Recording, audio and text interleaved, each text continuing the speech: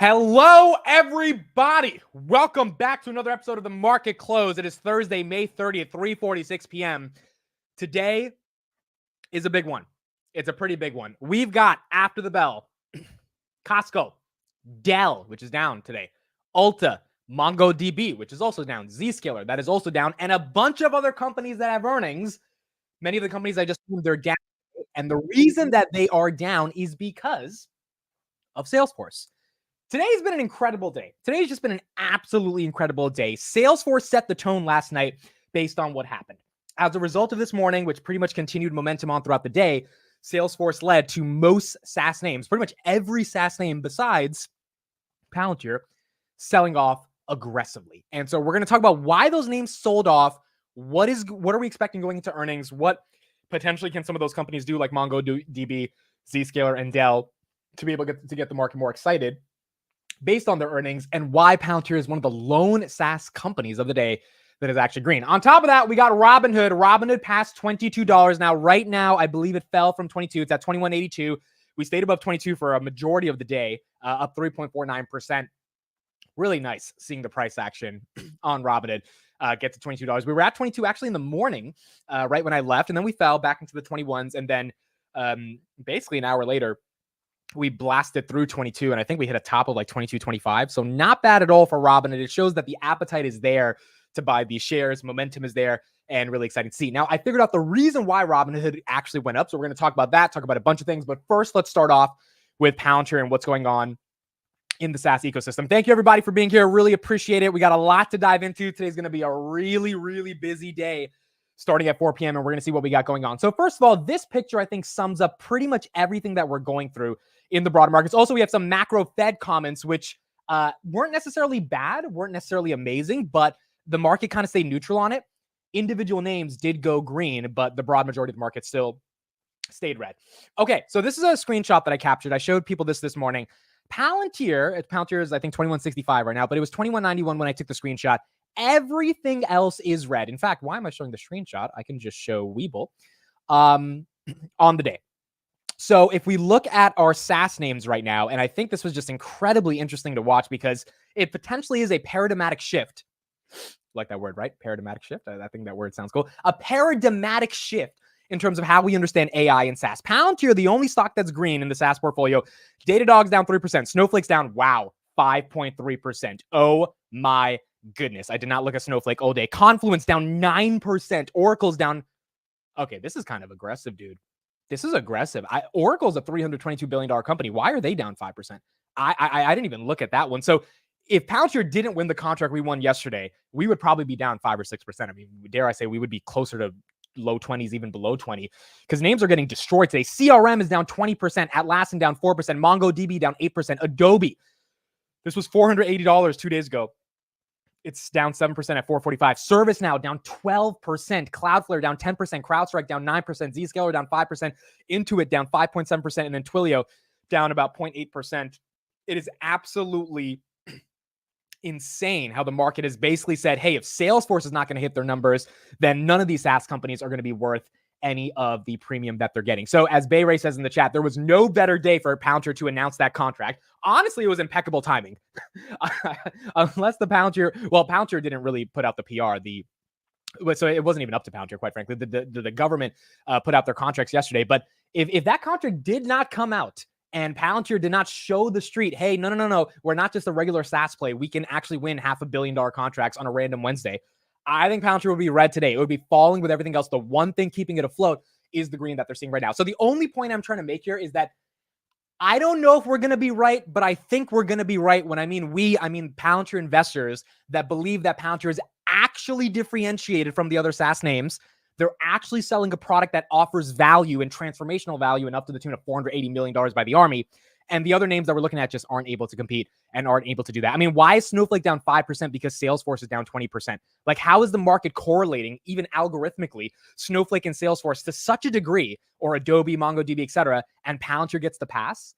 It seems like the market's maybe realizing there's something else going on in the context of Palantir, and that's what we're seeing right now. So really nice to see Palantir getting the momentum. You know, we'll see how it plays out over the coming months. But Palantir has been relatively quiet for the past couple of weeks, basically since earnings. And today it spoke up, and it spoke up after CRM fell and the broader market decided to go a bit higher. Let me get to Dan Ives talking on Palantir real quick. He had a quick little segment. He also talked about Salesforce. We'll listen to his thoughts on that. But here's what he said on Palantir today, and then we'll get his thoughts on Salesforce. Valuations right, maybe on the private side, we'll do that. Palantir, because they're get you out of here on one thing. I need to get a Dan Ives vibe check on Palantir because they're making news this week. Deals $480 million contract for the DoD. You still a fan? It's the Messi of AI. To me, it's really one of probably the best pure play AI name out there. That thing got way oversold on earnings. And now as you see Karp and what the team's doing, they're just executing brick by brick. I think it continues to be probably the most underestimated AI play, maybe tech play in the market today. Let's get his quick thoughts on Salesforce. He thinks it's an overreaction. Let's just hear what he has to say for about a minute, and then we'll move on from there. It's a bump in the road because you'll see the overreaction like you're seeing on the sell-off. Remember, we saw the same thing with Palo Alto down 30%. Look what's happened in that recovery. I believe it's conservative bar. They basically cleared the deck for next quarter. And if you looked up sandbagged guidance, you'd see this quarter coming up. So there's a bump and then there's sort of a plateau, right? I mean, 9 months is a long time potentially for investors to be patient when they're looking at a payoff that isn't coming till next year, maybe even the year after. And it seems like today there's not a lot of patience baked in. Yeah, no, look, patience wears thin because you have the haves and the have-nots. You got the godfather of AI, Jensen NVIDIA in the left lane. Do you bet on that and just pay up? Or any sort of sniff of any negative news, Workday, Salesforce, we've seen across the board, you're going to see this happen. But in my opinion, you're talking about a gold standard tech play, one of the best installed base in the world, AI on the doorstep. With a ton of data. Growth coming back, and we'll call it 10%. Now they've cleared the decks. To me, it's a table pounder moment in Salesforce. But like we see many from an analyst perspective or investors, they're going to hit the elevators in this type of environment. But to me, it's the time to really own a gold standard name. So I agree with Dan Ives to an extent that the sell-off is a bit overdone. I 100% agree with him there. That, look, down 20%, they wiped out $55 billion in market cap. Was that justified? I don't think so, dude. I don't know. That's a little aggressive there for a company that's still going to do close to $40 billion in revenue. However, I think the market's realizing if enterprise SaaS AI is not really a thing, meaning there's an AI opportunity for enterprise SaaS, but it's not really going to be capitalized by some of the legacy players. Where's the moat here? What are we really paying for? What is the premium we're buying? Salesforce has not missed revenue expectations since 2006. Dan Ives says they're sandbagging. The bear case is no. They're not sandbagging. They don't actually have an AI strategy that they can sell.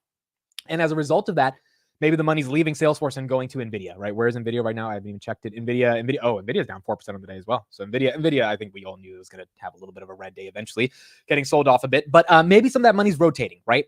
And if that money's rotating and people are capturing profits, maybe that is a good buy the dip, but also maybe that is a not thesis breaker, but a argument around does it deserve to really be worth as much as it is if the majority of what they're selling is repackaged chatbots, LLMs. I could be wrong on how they're implementing AI, but that's kind of the vibe that I'm getting. I asked this question on Twitter, and I'd love to know people in the chat and what you guys think. I asked people, hey, if you use CRM every day, what is your vibe? What are you getting? Why do you think the stock market, or why do you think the market is not really excited about Salesforce? And someone said right here, I use Salesforce daily and just upgraded to the new AI tool suite. So far, it's underwhelming. Functionality-wise, they're no different than any other CRM. Their moat is their partner ecosystem, which is massive, and migrating off once you've built your business on it is impossible, which I agree. They have a hell of a partner ecosystem. They've done tons of acquisitions like Slack that have helped them continue to grow and keep going. But the AI tools of it seem to be, to people that are using it, at least from an anecdotal perspective, a bit more underwhelming is some of the comments. And as a result of that, that's why Salesforce is seeing some pressure right now. S&P 500, 522. Let's go real quickly to some macro comments as well by the Fed. And then we'll talk about what happened with Robinhood today. Then we got the market close in 5 minutes. By the way, breaking news I'm seeing right now, Joe Biden has secretly given permission to Ukraine to strike inside Russia using American weapons. I don't know what to make of that, but that is a piece of news that just broke just now. Okay. On to something else that really matters. The Fed president. What did the Fed president say? John Williams, Oh, wow. I spelled his name Join Williams. I meant to say John Williams. Inflation is still too high, but should moderate over the second half of 2024.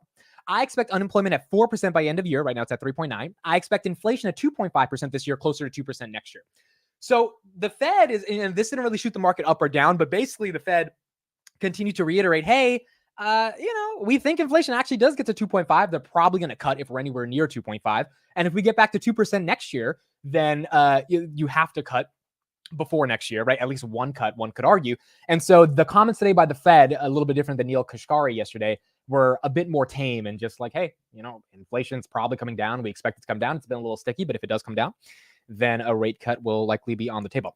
And as a result of that, those are at least some promising updates we got from the Fed in terms of what they were talking about. We also got a bunch of GDP data today. We came in line with expectations, 1.3%. Unemployment went up a little bit in terms of jobless claims. Core PCE price index came in line. So all the macro data we got this morning as well wasn't really bad, which was also very good for the broader market because we got to see what was going on.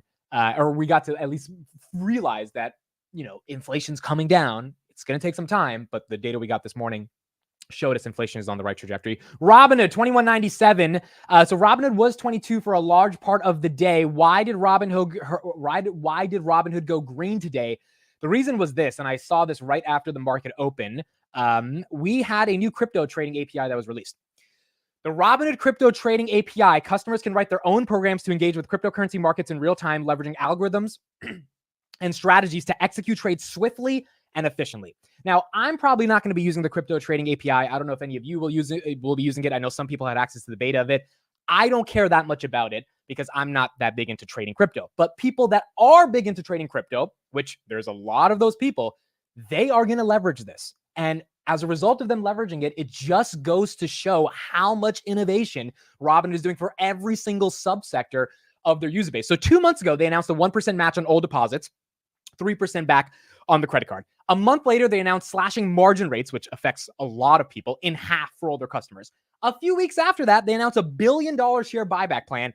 And today, they announced an entirely new crypto trading API. The speed and rate of innovation is just mind-blowing. And as a result of that, the market's realizing, hey, maybe we really need to look at Robinhood and see what's going on here. Another thing real quick, Vlad tweeted today. He said, accelerate, one word. This is what I like to see from founders. Just one word, accelerate. Let's get the job done. Let's keep moving. He is not satisfied. I said, founders bring ideas from zero to reality. Amazing founders find a way to keep creating new realities. And it seems like that's what Robinhood is doing right now. And that's why they're excited. So good stuff to see in the context of Robinhood, 21.95 as we get into the close. All right, so we got a minute until the close. Let's build our list right now. Today is the second to last day of May. We have a bunch of earnings. There's going to be a lot of stuff as soon as this market closes. We have Dell. That's the big one. Dell right now is at 170, down 4%. We have Ulta Beauty. Elf did amazing. So let's see what Ulta does. Ulta's up 2% right now. What else do we have? Mongodb. We have Zscaler. We have Costco. And then a couple other names that I'm probably forgetting that'll add to it. But those are the 5 big names that we're looking at. Costco, wow, 815. Last time I saw this thing was 750. So it's been a while I looked at this one. That's up 1% on the day as well. So we got a lot to go after the bell and see what happened. Amit, did you ask if Vlad is seen Dumb Money? Yeah, he hasn't seen it. He actually threw some shade at it. He was like, the reason not a lot of people saw it, meaning not a lot of, which the movie kind of tanked in the box office. The reason not a lot of people saw it is because he thinks it was not an accurate portrayal of the events.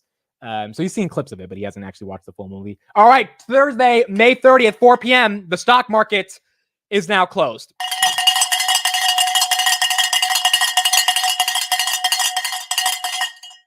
Right at the bell, we get a red candle on Costco. We have a red candle on Dell. I think it's still too early. Zscaler's green. Mongo's flat. And Ulta is green. So let's see. Fritz Walter, thank you for becoming a channel member. Really means a lot. Appreciate you. Thank you, Fritz, for becoming a channel member. Fritz is there's like a drink called like Fritz, like a Sprite Fritz or a Cherry Fritz or something. Am I getting this one? I don't drink too much, but like, I think there's something that has to do with Fritz. Thank you, Fritz. Really appreciate it. Okay, so let's pull up the numbers. What else am I missing today on earnings? We have HCP. They're going to have earnings today as well. Oh, Marvell Technologies, MRVL. That's a semis play. Marvell. Okay, so in about basically 2 to 3 minutes, we should be getting a ton of red or green candles. Okay, Costco's or Dell's down 1%. Dell's down. Now, Dell has had a phenomenal run. A spritzer, that's what it's called? Oh my God. Did I say it's a fritz? I'm not going to live that one down, dude. I'm not going to live that one down. That's going to be hard to live down. All right. You guys can add that to the fucking joke list that you have. That's going to be hard to live down. Okay. So no red or green candles massively yet. Let me pull up Twitter, try to get all the tickers organized and try to see which ones come out. So MRVL, we have Zscaler. What else do we have? Costco, I'm really interested in. Costco, their April sales were really good from what I saw for Q2. So really interested to see how Costco did. All right, Marvell's down 1.24%. That's the only real red candle we see right now. Costco's flat. Now Marvell's green. So I think it's going to take a couple minutes before we see what's there. Oracle's not today.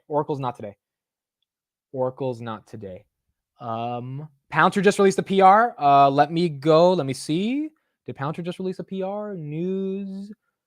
No, there's no PR on Palantir, or at least I don't see it. Put it in the chat. I don't see it on their website. Put it in the chat if you have the link. Put it in the chat. Palantir new contract. Wait, Palantir's pumping? Hold on. Palantir's pumping? Whoa. Well, it's up 1% after hours. Okay, is there some news on it? Let me see. We're still waiting for the other names. Palantir now up 1% after hours. Let me just see if there's anything. And then we'll get into the other names. Palantir. I don't think there's a PR yet. I just got something. Whoa. Okay. Palantir selected by Chief Digital and Artificial Intelligence Office, the CDAO, to participate in scaling data analytics and AI capabilities across the Department of Defense in support of CJADC2 strategy. Holy crap. That's a kind of a big deal. I'm waiting for more updates on that. Hold on. Palantir says Department of Defense Chief Digital and Artificial offers awarded its subsidiary Palantir USG a production contract. Interesting. Okay, let me add Palantir to this list right here so we can keep an eye on it. I'm trying to get the official PR, but that sounds kind of juicy. That's the PR right there. That's the headline. That sounds kind of juicy. Let me see. It's not on their website yet. I'm assuming. Oh, there it is. Here it is. Okay, here's the Palantir PR. We have no results from earnings yet, so nothing to look at there. Everything's basically flat, so we'll get to that in like 2 minutes. Let me look at what we got on Palantir. Okay, new PR, folks. Oh, shit. Oh, crap. 100. Hold on. Okay, let me read. Palantir got a production contract to make licenses of their AI-enabled operating system available across the Department of Defense, starting with an initial order of $153 million to support certain combatant commands and joint staff. Additional awards can be made up to $480 million. So the $480 million contract we got yesterday, it doesn't look like it's split evenly over 5 years. It looks like we got 150 up front. That's about 35-ish, 40% of the contract in 1 year. Oh, the analysts are going to have to think about that. That means this year we're going to grow a little bit more. No earnings after the bell yet, guys. No red candles or green candles. I'll let you know right when we get results. If we're getting 153 million out of the 480 this year instead of 96 million, that's another 70 million we're basically adding to top line revenue this year. That is not bad at all. Let me read a little bit from this. Akash Jain, president of Palantir USG. In this era of geopolitical competition, the CDAO has become an essential leader in bringing operational JADC2 capabilities to life through the agile, effective, and responsible deployment of AI. Palantir is honored to continue supporting their mission. Additionally, government operators and third-party vendors will be able to build data integrations, pipelines, and applications with the platform on the platforms through open APIs and the OSDK. Palantir's open infrastructure provides organic use for flexible and rapid response. All right, we'll get back to this, but it looks pretty exciting. Additionally, they got another contract for $33 million to rapidly secure and onboard third-party vendor government capabilities. That's on top of the 480. Okay, we're going to get back to that. I got to get to these earnings, but we'll get back. It looks like we got a $33 million contract just now. Dell, oh my God, Dell's down 11%. Oh my God, MongoDB is down 13%. Dell and MongoDB are down more than 10%. Zscaler's up 9%. Zscaler survives. Dell and Mongo are getting hit. Whoa. Dell and Mongo are getting hit.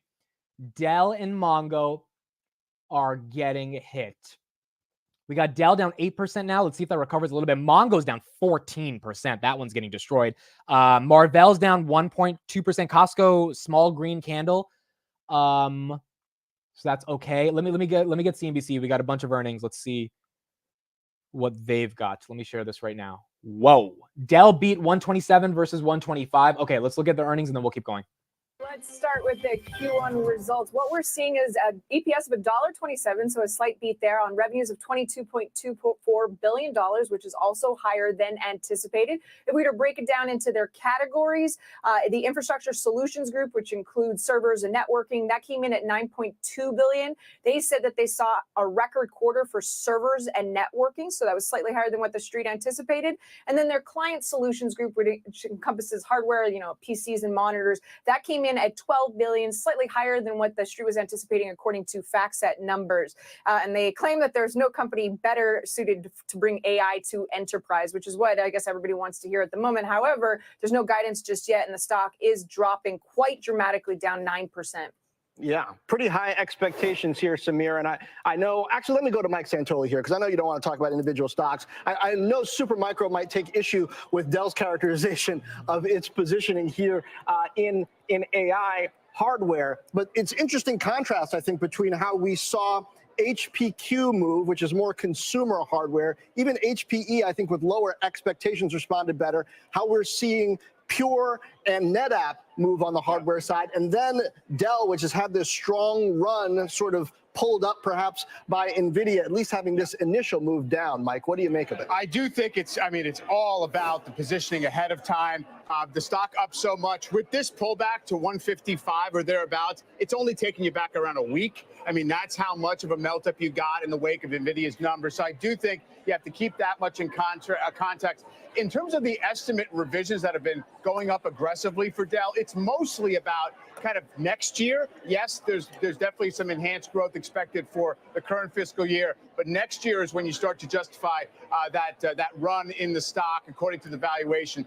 So I don't know that you want to say for sure that the market has kind of rendered its final verdict on the quarter and the trajectory for Dell just yet. Always left. Okay, so Dell's getting hit right now. Dell's getting hit. Let me see what we've got going on, guys. So right now, Dell, wow, down 10%. MongoDB is down 22%. Oh my goodness. Oh my goodness. Path was down 30% yesterday. Mongo's down 22%. Let me get you guys the exact numbers. Let's get the exact numbers. So on Dell, first of all, on Dell, let me pull this up right here. Wow, MongoDB did not expect that one.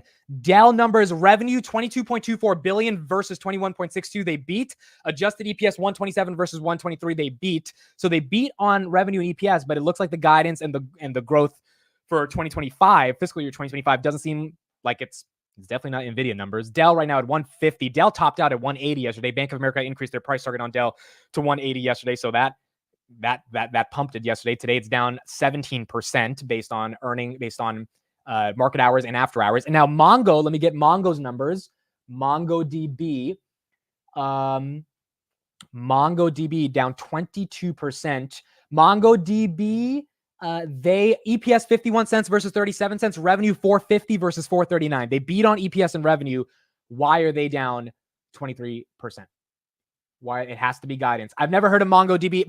Okay, so MongoDB, to my understanding, I'm probably going to butcher this explanation, but it's a cloud database storage platform. It allows you to store a lot of your data in the cloud. I'm definitely saying it wrong. All the data scientists in the chat are probably getting mad at me, but it's around storage, and it's a developer data platform for storage. There's probably a lot of more other parts to it, but that's one of the main things.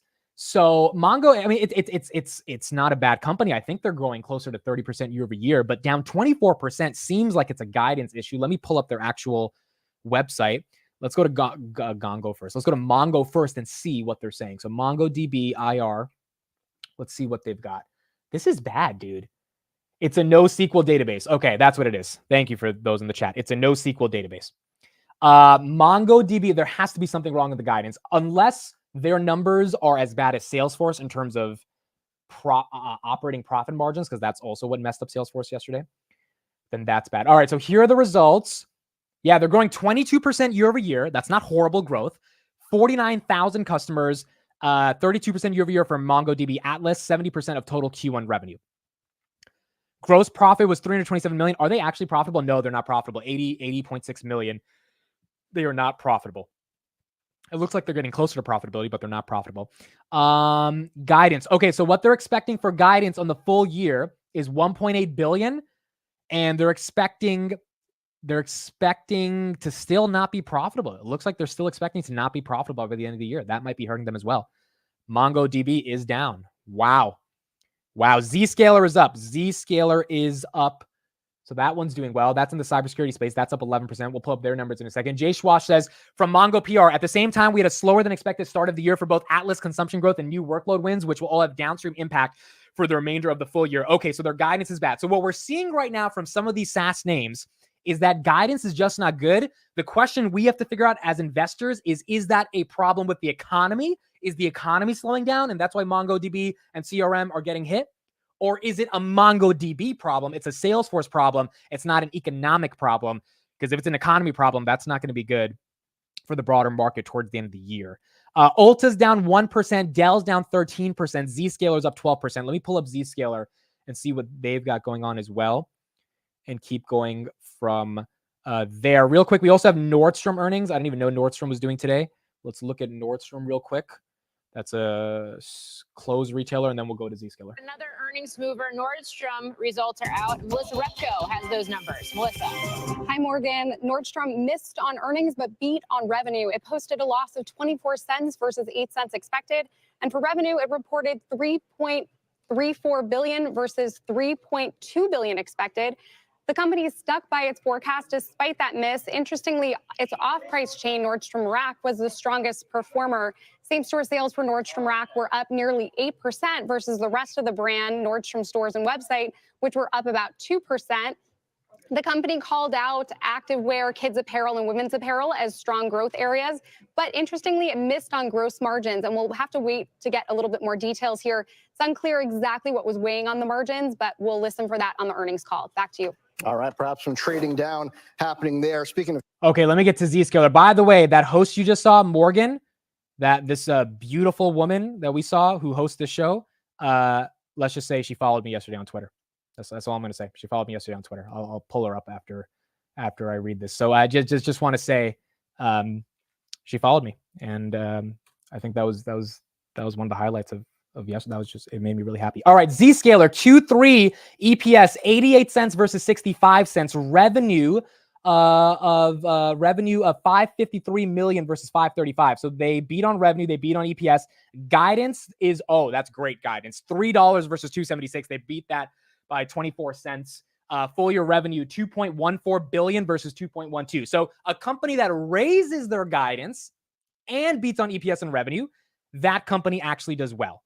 It seems like at least that's what the market's saying right now. Zscaler is up 14%.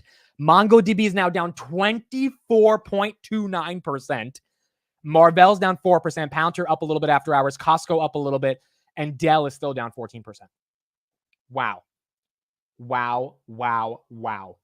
Absolutely incredible. Okay, so we saw Dell. Where's Robinhood right now? Where's Robinhood? Robinhood is 2162 after hours. Yeah, Robinhood's falling because the entire market's taking a little bit of a hit, so Robinhood's going to fall with that. But some of these SaaS names now are falling. So let's go to Costco earnings. Didn't get Costco yet. Let's see what we got on Costco. So it seems like the story here, dude, is some of these, I mean, I don't think Mongo pitched itself as an AI play, but still, guidance not good. And we really got to do some due diligence over the next couple of weeks is why is the guidance bad for these software companies? I mean, Salesforce hasn't missed guidance in 19 years. This is kind of, it's pretty damn surprising. Either it's an economy thing or it's a much worse thing than just that. It might be an AI thing, or it might be, hey, money's transitioning outside of that. Let me go to Costco IR. Does Costco put it out at 4:15? Let's see. Costco news. No, Costco's not out yet. Yeah, they might take a couple. Costco is out. Okay, let me check Twitter. It's not on their website. Costco. Okay, we just got Costco. Now we're going to see the stock moving out. Net income, 1.6 billion, 1.68 billion versus 1.65. They beat on net income. Q3 sales, 57.3 billion. I think that's a beat. That's a miss. I think that's a miss. Where's Costco? Costco's down 1%. I think that's a miss. Hold on. Q3 operating income 2.19 billion. Q3, yeah, it's a miss, but it's a slight miss. It's a very slight miss. 57.39 billion versus 58 is what the street wanted. So they missed slightly on revenue like they did last quarter. Costco's now down 1%, but they beat on EPS.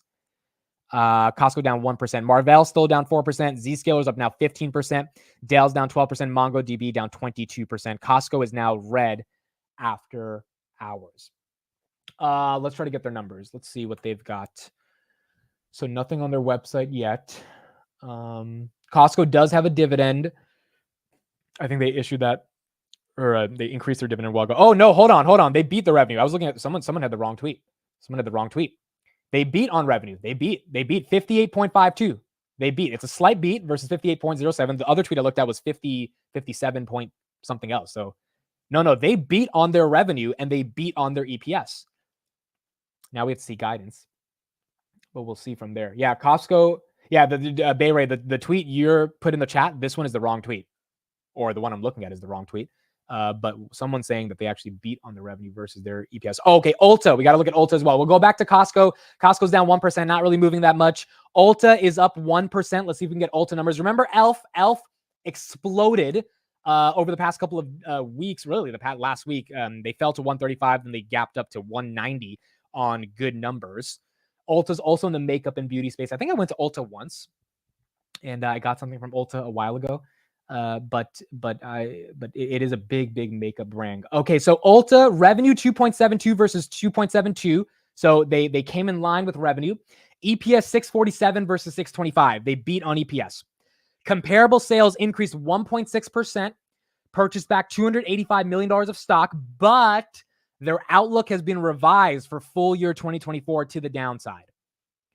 Their outlook has been revised. Ulta Beauty is up. Costco is now down 3%. Now we're seeing Costco go red. Costco's red. 790 on Costco. 790 on Costco. Costco's red.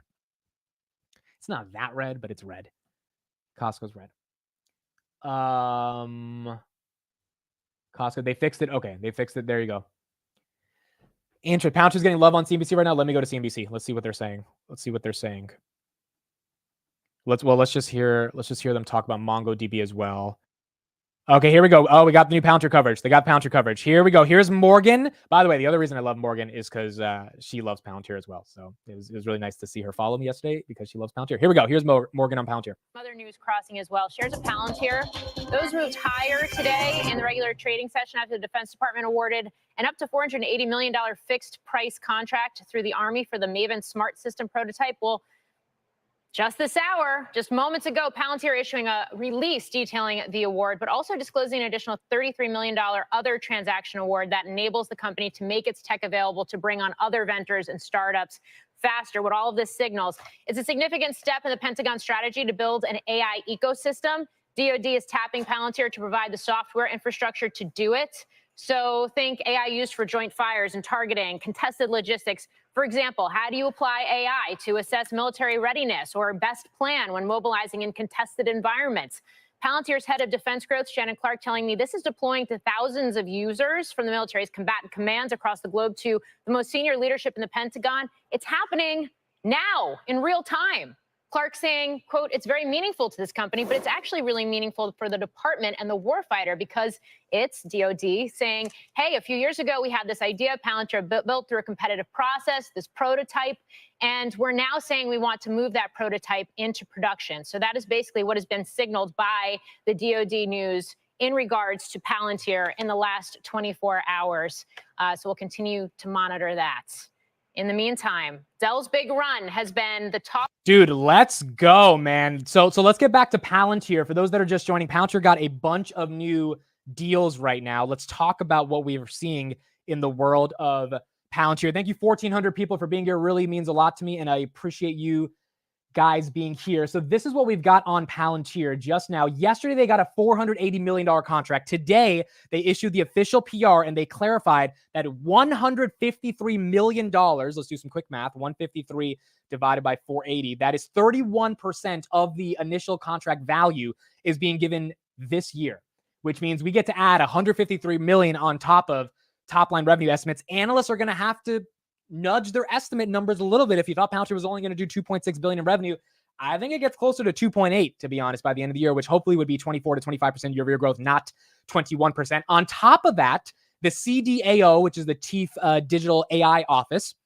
we got another $33 million contract on top of the additional $480 million contract, plus 180 from Titan 2 months ago. So in the past 3 months, we have got $693 million off of 3 deals for Palantir, just based on government contracts. Is it above 22? Are we above 22?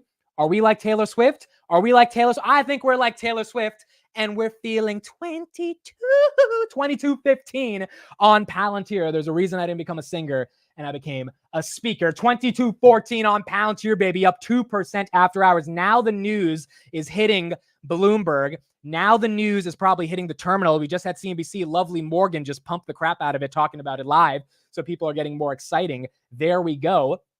Palantir at $22. This guy, Ricky, in the chat says, this guy doesn't shut the F up about Palantir. You know what, Ricky? You're right, because Palantir keeps giving me things to talk about. And quite frankly, on a day like this, where if we go to this part of the screen, every single SaaS name in the stock market is red, and the only one that's green is Palantir, maybe there is something meaningful to talk about. There you go. Palantir, 22.15 on the day. We'll go back to that in a little bit. Let's see what else is going on for earnings. Palantir again up 2%. Marvell's down 1%. Costco's down 2%. Zscaler still up 15%. Mongodb now down 23%. Ulta is flat, and then Dell is down 12%. Let me pull up Ulta Beauty's numbers and try to get some more perspective on them, and then we'll keep going from there. Congrats to those holding Palantir. Also, congrats if you bought the dip at 21 or below. We've had about a month to do it. God knows I've bought the dip over the past couple of months. I've been posting that on Twitter, so nice to see we got some momentum there. All right, Ulta Beauty first quarter results. Let's see what we got. Here we go. Ulta Beauty net sales of $2.7 billion, up 1.6%. Net income $313 million. Okay, a quote from CEO. The Ulta Beauty team delivered net sales growth of 3.5% and comparable sales growth of 1.6% in a dynamic operating environment. I am proud of how our teams continue to execute our transformational agenda, adapt to a rapidly evolving marketplace, and thoughtfully manage expenses. We have a clear plan to accelerate our momentum. But we have adjusted our annual guidance as we anticipate the dynamics we face in the first quarter to continue for the balance of the year. So it's a good earnings, but it looks like they're going to go a little bit to the downside.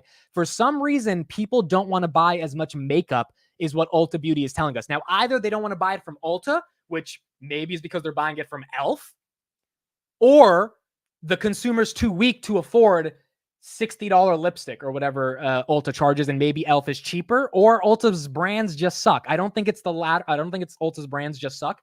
I think it's more so maybe competition's getting to them, because why did e.l.f. go up 30%? You know, e.l.f. is down just a little bit on this Ulta news, but Ulta's not really getting the benefit of that momentum.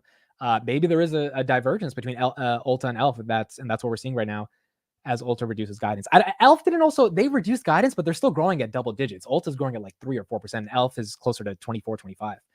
So that's not too bad. So that's what we have right now in Ulta. Okay, let me get the Marvell numbers. Let me know in the chat if you own any of the names that you see right here. Marvell is a semiconductors play. MRVL. Wait, is this the company that gapped up on earnings? Hold on, let me look at their chart. Is this the one that...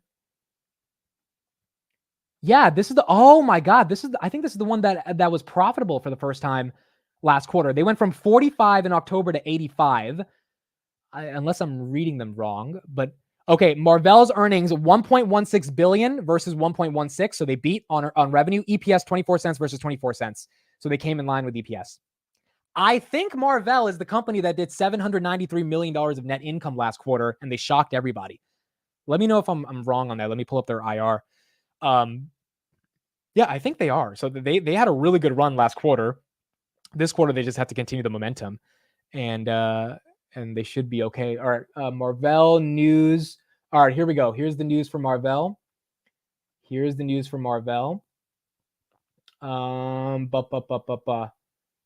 Okay, here we go. So what do we got?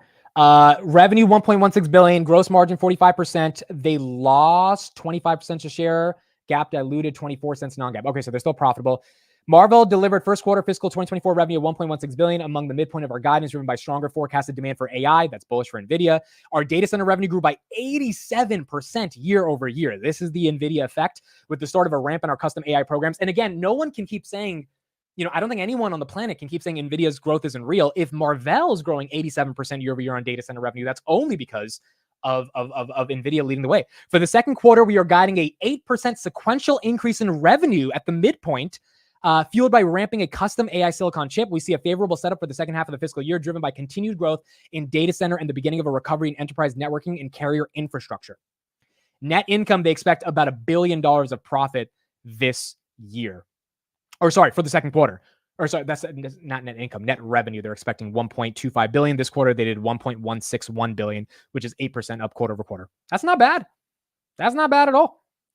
That is not bad at all. Where's Palantir? Where is Palantir? Is Palantir still going up? Wow, Palantir 2237. Wow. We're getting a candle here, baby. Oh my. This is a vanilla chai candle, baby. That's what I'm talking about. 2237. There we go. Another contract for Palantir. That's correct. We talked about it. Another contract for Palantir. Not bad, baby. 2239.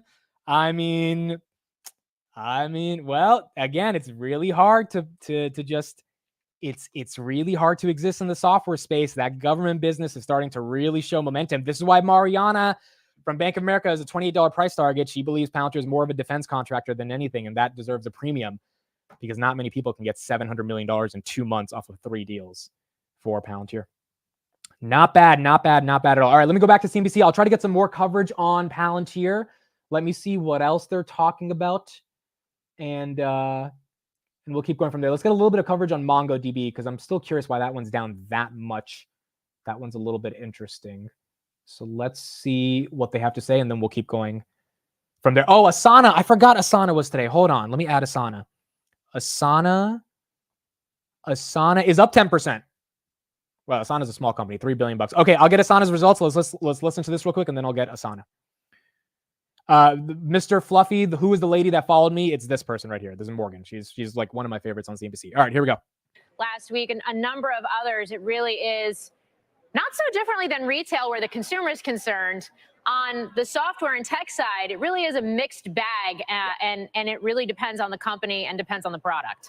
It depends on all of those things, whether you're in the way of the big, budget flush going in the direction of the AI and related areas, or if you're not. I do think also trends are persistent. MongoDB is missing in terms of revenue guidance and earnings guidance for the full year, 215 to 230. They said, okay, fine. They were expected to 250. 3 months ago, the estimate was 327. So in other words, a big downward revision cycle going into this reporting period, and then continuing to cascade from there. So obviously, that's where the market's sort of selling first and then figuring out the details later. What I do find interesting, though, Ulta had been pre-sold into all this, down only 1% on kind of a miss, even if it was up today, because people read through Sephora's numbers, thought that there were good things going on in beauty. There was a $560 stock, recently, several weeks ago, a couple months ago, let's say. So I do think that you got positioning kind of cleaned out of that one. This is a really interesting report, I think, Mike, from MongoDB. I view it as sort of a smaller tech, but up-and-coming tech bellwether. Different reasons for these guidance misses between Salesforce, Nutanix, and Mongo, but huge moves. Okay, now Gap earnings are out. Melissa Repko, back to you with those. Melissa. Okay, I didn't know we had Gap today, so let's look at Gap real quick. Hey, John. So a big beat for Gap on earnings, and it beat on revenue, too. It's a strong sign as the company tries to revive its brand and win back shoppers. It reported 41 cents versus 14 cents expected on revenue. Gap reported $3.4 billion versus $3.29 billion expected. The company raised its guidance, citing the first quarter and gains it posted, but it also noted continued uncertainty with the consumer and the macro environment. Interestingly, same-store sales were positive across all of the company's brands, so everything from Old Navy to Athleta to Banana Republic. And Athleta was actually the strongest brand with same-store sales up 5%. Could be because of easier compares. It's been challenged with the activewear category under some pressure. Old Navy also had positive sales. Gap did as well, and Banana. So some promising signs for that company as it's under a new CEO. John. All right, I'll take it. Melissa Repko, thank you. Shares are up almost 10% right now. Samir Samana, thank you. Okay, so Gap crushed it, which is good. And the reason that's good for Gap is because, again, they sell clothes and shit, right? So like people are buying clothes from Gap. I haven't shopped at Gap in like 10 years, dude. The only Gap I know is Gap profitability for Palantir. You know what I'm talking about? But yeah, I've never shopped. I haven't shopped in Gap in a while, but it's good. I mean, people are buying clothes. That's good. It's good for the consumer, right? Good for the consumer. So that's what we got going on in Gap right now. Okay, so that's what we got. We got Gap right now. That's up 20%. Let me get you the team numbers. The Atlassian team numbers.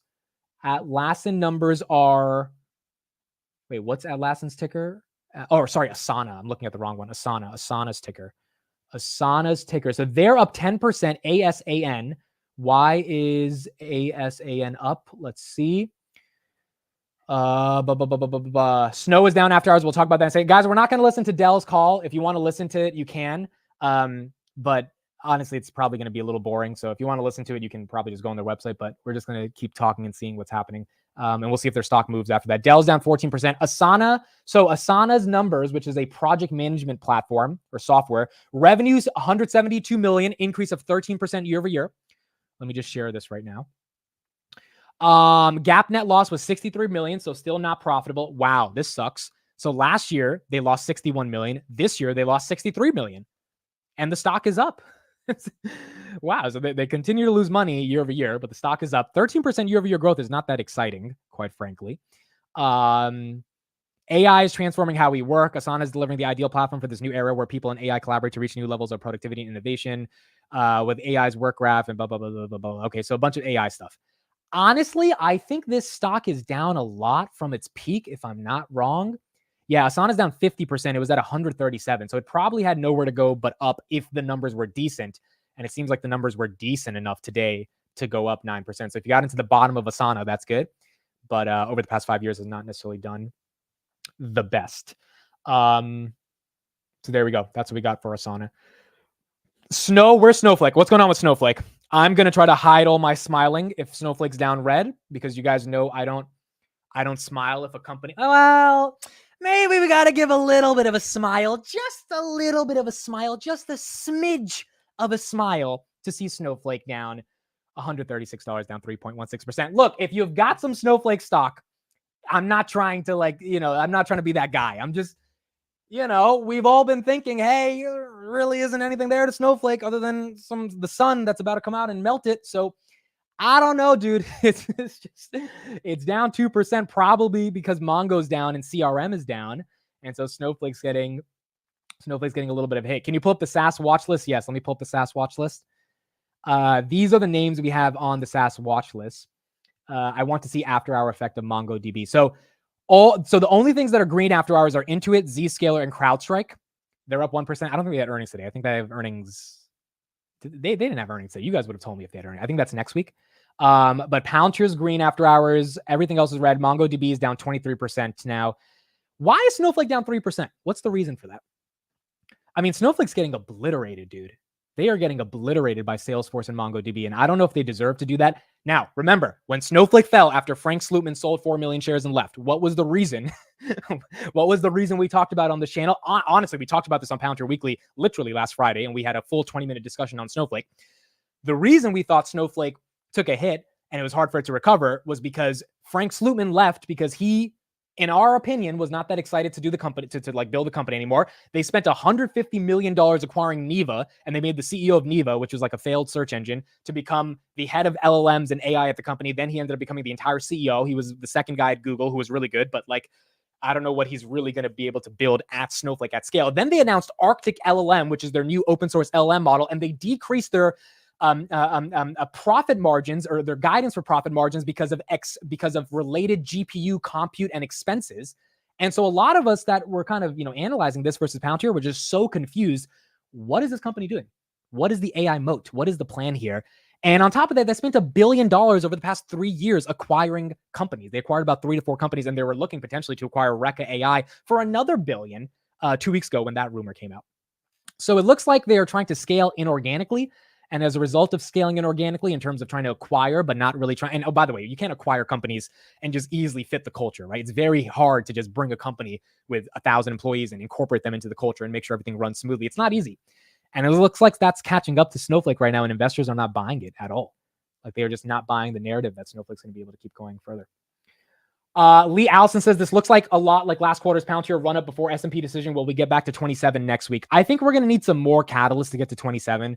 27 pushes us at a $56 billion market cap, or 58. So it's going to be hard, but maybe with all these SaaS companies taking a hit, maybe the inevitable answer, maybe we're right, guys. Maybe it actually is Palantir. Like, I know all of us believe we're right, but at the end of the day, we got to prove it. Maybe this is the time where you got to put up or shut up. And some of these companies are just not putting up or shutting up. Here's a good tweet by Shay, my boy on Twitter. He tweeted this right here. Palantir is now officially valued higher than Snowflake. This was before it ran up after hours. Palantir's enterprise value, $42 billion, stock price, $21.67. Their 3-year CAGR expected growth, 22%, free cash flow margin, 32%. Snowflake, $42.4 billion. Now it's around $41 billion. Stock price, $143. Their CAGR for the growth for the next 3 years projected is 25%, free cash flow margin 30%. If Palantir gets this 22 to 25, it's GG. It's GG. It's GG.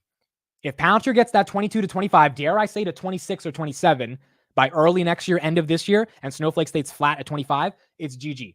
Because the growth is going to be there. The moat is going to be there. Our free cash flow margins are already better. Our adjusted operating margins are 36%. That sucker gets to 41, 42% by early next year. We're off to the races. Like, we're not going to be in the 20s anymore, So the question is, what does Snowflake have to do to get back to the 230s, which it was at not that long ago? Snowflake now, after IPO, let's just take a look at it. Snowflake since IPO, by the way, they have 60% institutional investors that bought the stock. Palantir has 40%.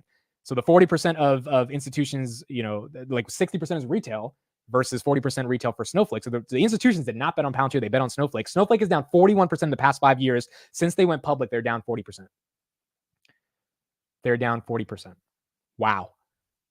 I think Warren Buffett still holds a little bit of a Snowflake, but he has a really good average, if I'm not wrong. But Brad Gerstner, this is his top holding in the fund.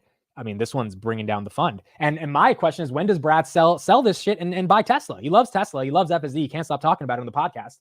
Why is Snowflake the majority of his portfolio versus something like Tesla?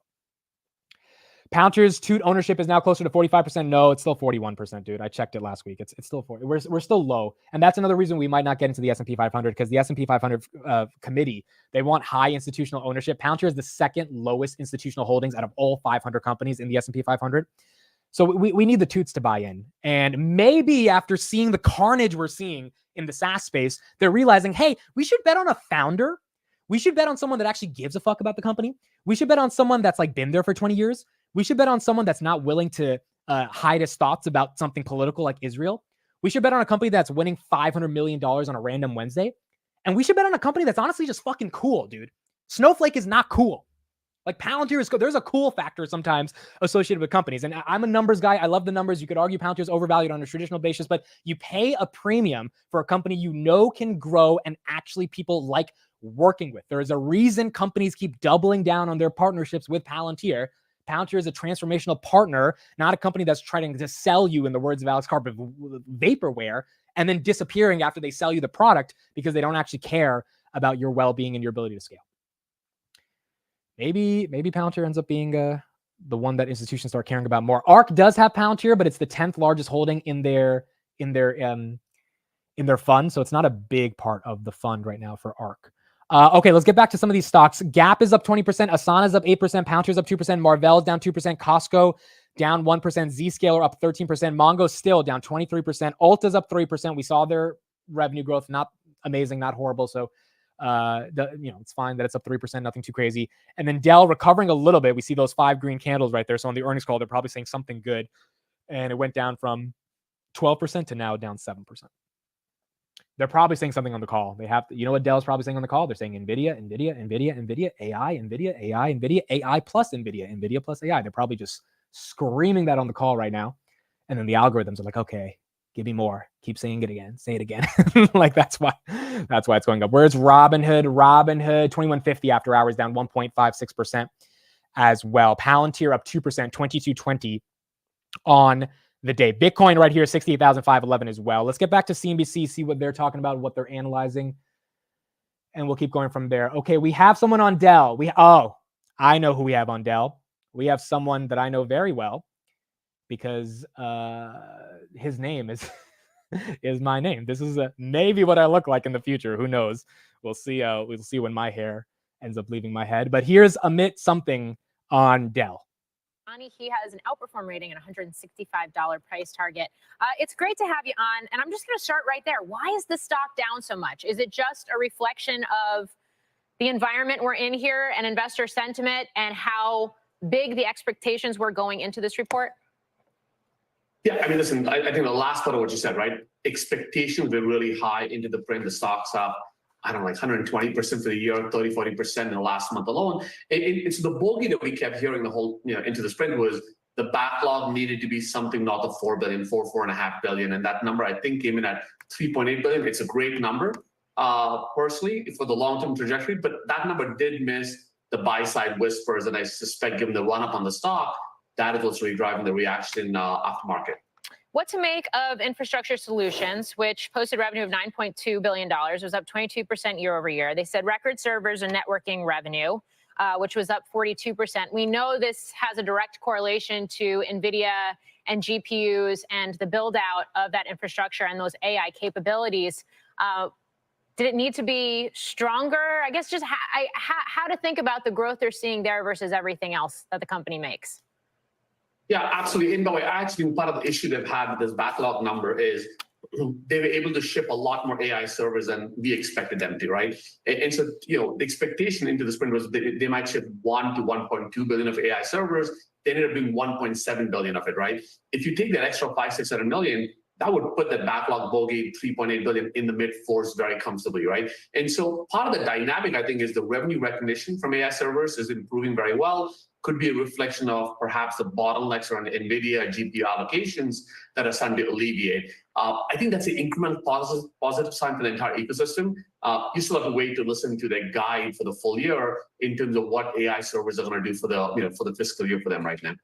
I mean, some really interesting cross currents I see here. I mean, NetApp and Pure on the storage side of hardware, software moved higher in a way after earnings. So Pure lost those gains. NetApp has them right now after its report. Snowflake is down 3.5% right now. No report, maybe just on the... Okay, here's the moment of truth. If this Amit is the real Amit, he was just asked about Snowflake. Let's see if he says what we know he should say. Here we go. Environment itself, how much valuation shift do you think we're going to get based on the excitement there's been over transformation, over AI, as some of these guidance numbers get sobering? Maybe sobering is too strong a word. Now, here's the point. He didn't ask him specifically about Snowflake, but he teed up Snowflake in the question. It's up to Amit Dharaviravi, blah, blah, blah. I'm sorry, I'm so bad at Indian last names. I'm a fake Indian. It's up to him to take that bait and say something about Snowflake. Let's see what Amit does. No, listen, there's certainly a bit of a reality check that this is not a straight line up. There's going to be bumps around the way, if you may. Listen, I do think if you listen to Pure, if you listen to NetApp, and the Dell numbers actually stand out a bit in terms of the fact that they had no growth. Storage was flattish for them. Storage, I think, away from AI, is seeing a really good cyclical recovery, and you're seeing this in Pure and NetApp and a few other companies. The expectation for Dell, and we want to hear this on the call, is there a story about a stronger, higher attach rate of storage with AI servers? Because that could certainly help the margin profile for this company. And one of the things I'll tell you that really stands out here, in the infrastructure business, operating margins were down a couple hundred basis points to about 8.5%. Essentially telling you that these AI servers are coming in at very low 2-3% operating margins right now for them. Okay, so Amit didn't say anything about Snowflake. That's probably how you should do it. It should be more professional. All right, so we got a Trump verdict. All right, folks, we're going to cover the Trump verdict. That matters a lot for the broader economy and market. That's definitely going to affect the market. The Trump verdict is in. We don't have the number yet, but the jury has reached a verdict, which means we should get the results soon from the Trump thing, let me pull up the news real quick. This is going to be CNN. Don't kill me that I'm showing CNN, please. It's just trying to get the news. All right, here we go. Manhattan with a verdict. We always look at the expression of the jurors' faces and whether or not they're looking at the defendant when they walk in the room. The reason for that is when the jurors return to the box and all get seated, which they have to be before the verdict is read out and court reopens, they usually pass or are right in the direction of the defense table. And, you know, the old wife. Okay, so we'll go back to that. 30 minutes until it's announced. I think we got to be on for the next 30 minutes, dude. I think we got to keep this going because, like, that's a big deal. That's a big deal. I think this is the hush money trial for Trump in the state of New York. I'm not updated on all of the facts about this stuff because I care more about the market, not about politics. But that does matter. That does matter in terms of if he's guilty or not, or if he's voted guilty or not by the verdict. So I think we'll be on for another 30 minutes, dude. That's big news. We got to cover that, and we'll see how it plays out. Ulta's up 6% now. Wow, Ulta breaking out. Ulta 410. Ulta getting some love. Dell, they stopped talking about NVIDIA and AI on the call. They're down 11.5%. Amit on the CNBC channel, he basically was just saying that the demand for servers is going to have to be something that Dell really makes an argument that that is not cyclical. And NVIDIA can get away with quote unquote being cyclical because they just keep growing, especially their net income margins and their gross profit margins. But Dell, I don't know if they get away with that. So we'll see what Dell can end up doing. So I guess we'll have to wait for this Trump news. I have a couple of websites loaded. When did they announce so they said the jury reached the verdict. Oh, wow. Look at this. Jury asks for 30 extra minutes to fill out verdict forms. Wow. The jury is asking for 30 extra minutes to fill out the verdict forms. That came out just now. Okay. So we've got 30 minutes. Where's DJT? Yeah, let's look at that ticker. DJT. That one was up today, 1%. It's down a little bit after hours. Yeah, that one might collapse if he's guilty. Some arguments are making the point that if he's guilty and he actually ends up going to jail, that's actually a good thing for the Trump presidency because it will mobilize his base to such an extent because they feel that this was an unfair trial that they're going to vote for him. I do believe if you're in jail, you are allowed to still be voted for as president. I think if you go to jail, you can still win the presidency from jail. Again, I could be totally wrong on this. I'm not the biggest expert on this stuff, but that could potentially be something. I also don't know. Put in the chat if he gets guilty on this. Does he actually go to jail, or is this one of those things where you're just guilty and they're like gonna appeal it or something, or like is he put in handcuffs today? If he's like, I actually have no clue, dude. Let's see if we can get some updates on this. Because that is definitely something that matters in regards to what we have going on. Let me get some more coverage on this. Let's go to Fox now and see what they're saying. And then we'll keep going from there. How can you vote on a dude that is sentenced? Like, seriously? Yeah, I don't know. I think you can. I'm pretty sure you can. I could be wrong, but let's see. What happens is evidently they told them they've reached a verdict. So I would doubt that they're going to come out and indicate that they have anything other than that they've reached a disposition in the case. They're not going to come out and say that they are at a point where they can't resolve it. And that's especially the case, I think, if they've asked for additional time to fill out the jury verdict. Now, we don't know what the verdict form looks like, which should be a real bone of contention because that should be a public document. And again, one of the things I've been concerned about from the beginning, one of the reasons I thought there would be a conviction is I believe the judge's instructions, just like the way that he's tried the case or presided over the case, were geared toward that result. And if you got a quick result, that would be more than likely what it would be. And I would add to that, Neil, that we'd really like to see the verdict sheet because it seems to me that when 12 people who've never resolved anything together go into a room and have to resolve something important for the first time, they need kind of a structure to guide their discussions.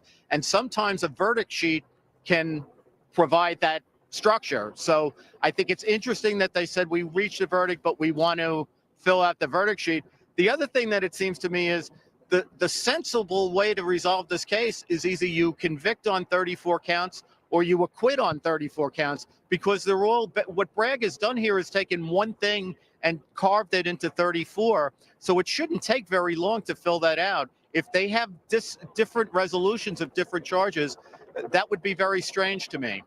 All right, now, Shannon, I'm going to let you take it from here as we get ready and go into the next hour. But is it fair to say, I mean, that's what we'll get on each one of these counts, guilty or not verdict, or how will this play out? Because that's a lot of counts to go through.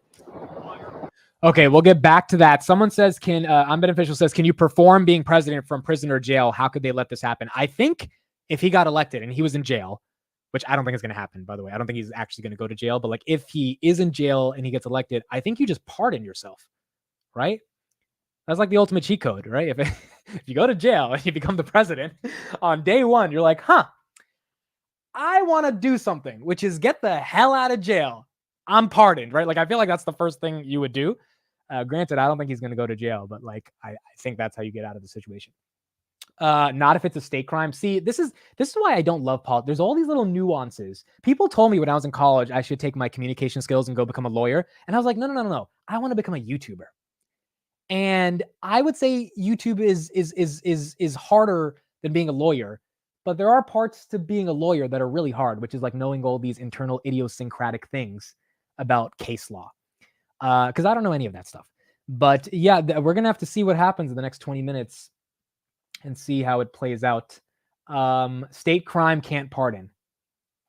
Wait, so only federal crimes get pardoned? Interesting. So if I go to jail in the state of New York City because I committed a crime that's deemed a crime by the state, then I'm not allowed to pardon myself. That's interesting. That's interesting. I guess we'll see. We'll see. Let's see. Okay, let's go back to some of these stocks and we'll keep going from there. So right now, after hours, Costco's down 1%, Marvell's down 3%, Palantir is up 2%, Asana, okay, they were up 10%, now they're only up 3%, which is, dude, Asana's growing 13% year over year. I don't know why they were up 10%. So they're still green. Gap is up 20%. Gap's the winner today. Gap, Abercrombie, Dick's, and Chewy, and Best Buy today. All 5 consumer retail companies, they crushed it. Oh, by the way, guys, tomorrow's PCE. So if tomorrow is good, I mean, we're going to have some fun. If tomorrow's bad, it's going to be tough. But if PCE comes in good tomorrow, market's going to have some fun. And so we'll see how that plays out. Ulta's up 6%. Dell's down 13%. And Mongo now is down 23%. Wow. This is going to be really interesting to see how this plays out as well. Okay, so that's what we got going on. Let me get some other coverage. Let's go back to the Trump thing, then we'll go to some more stock stuff, and then we'll go from there. It seems like in 20 minutes we'll know the result of this. It is. And it'll be interesting to see who the foreperson is, who they've elected among this group. We know included 2 attorneys. That doesn't necessarily mean the jurors will look to them and say, one of you is the forepersons. So we'll have to see all kinds of mechanics of what's gone on, who they decided to kind of guide them through this process, and where they've gotten to this point here Thursday afternoon at about 11 hours into this. And another thing that Andy and I and many of us have been talking about is, of course, the fact that the judge at the last minute in the jury instructions gives them options for what the underlying crime is that they can attach to this, what would have been expired misdemeanors beyond the statute of limitations, such that they could choose among multiple things. And he told them they didn't have to be unanimous on that underlying issue, which is the hinge and the linchpin to the entire case.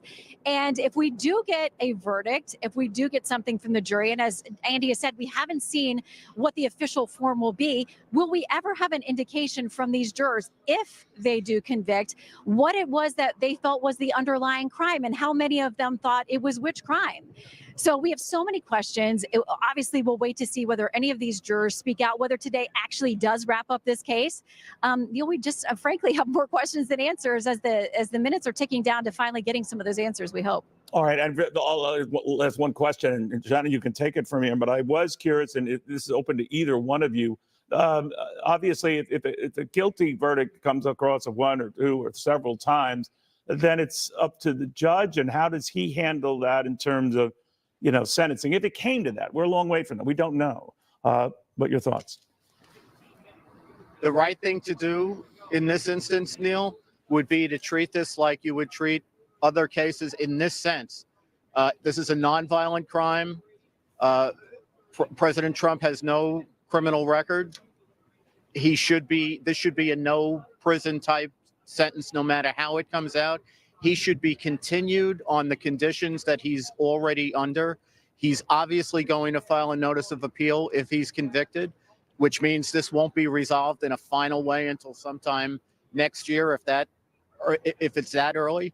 And what'll happen is that sentencing will be postponed from now until the usual time is about 3 months.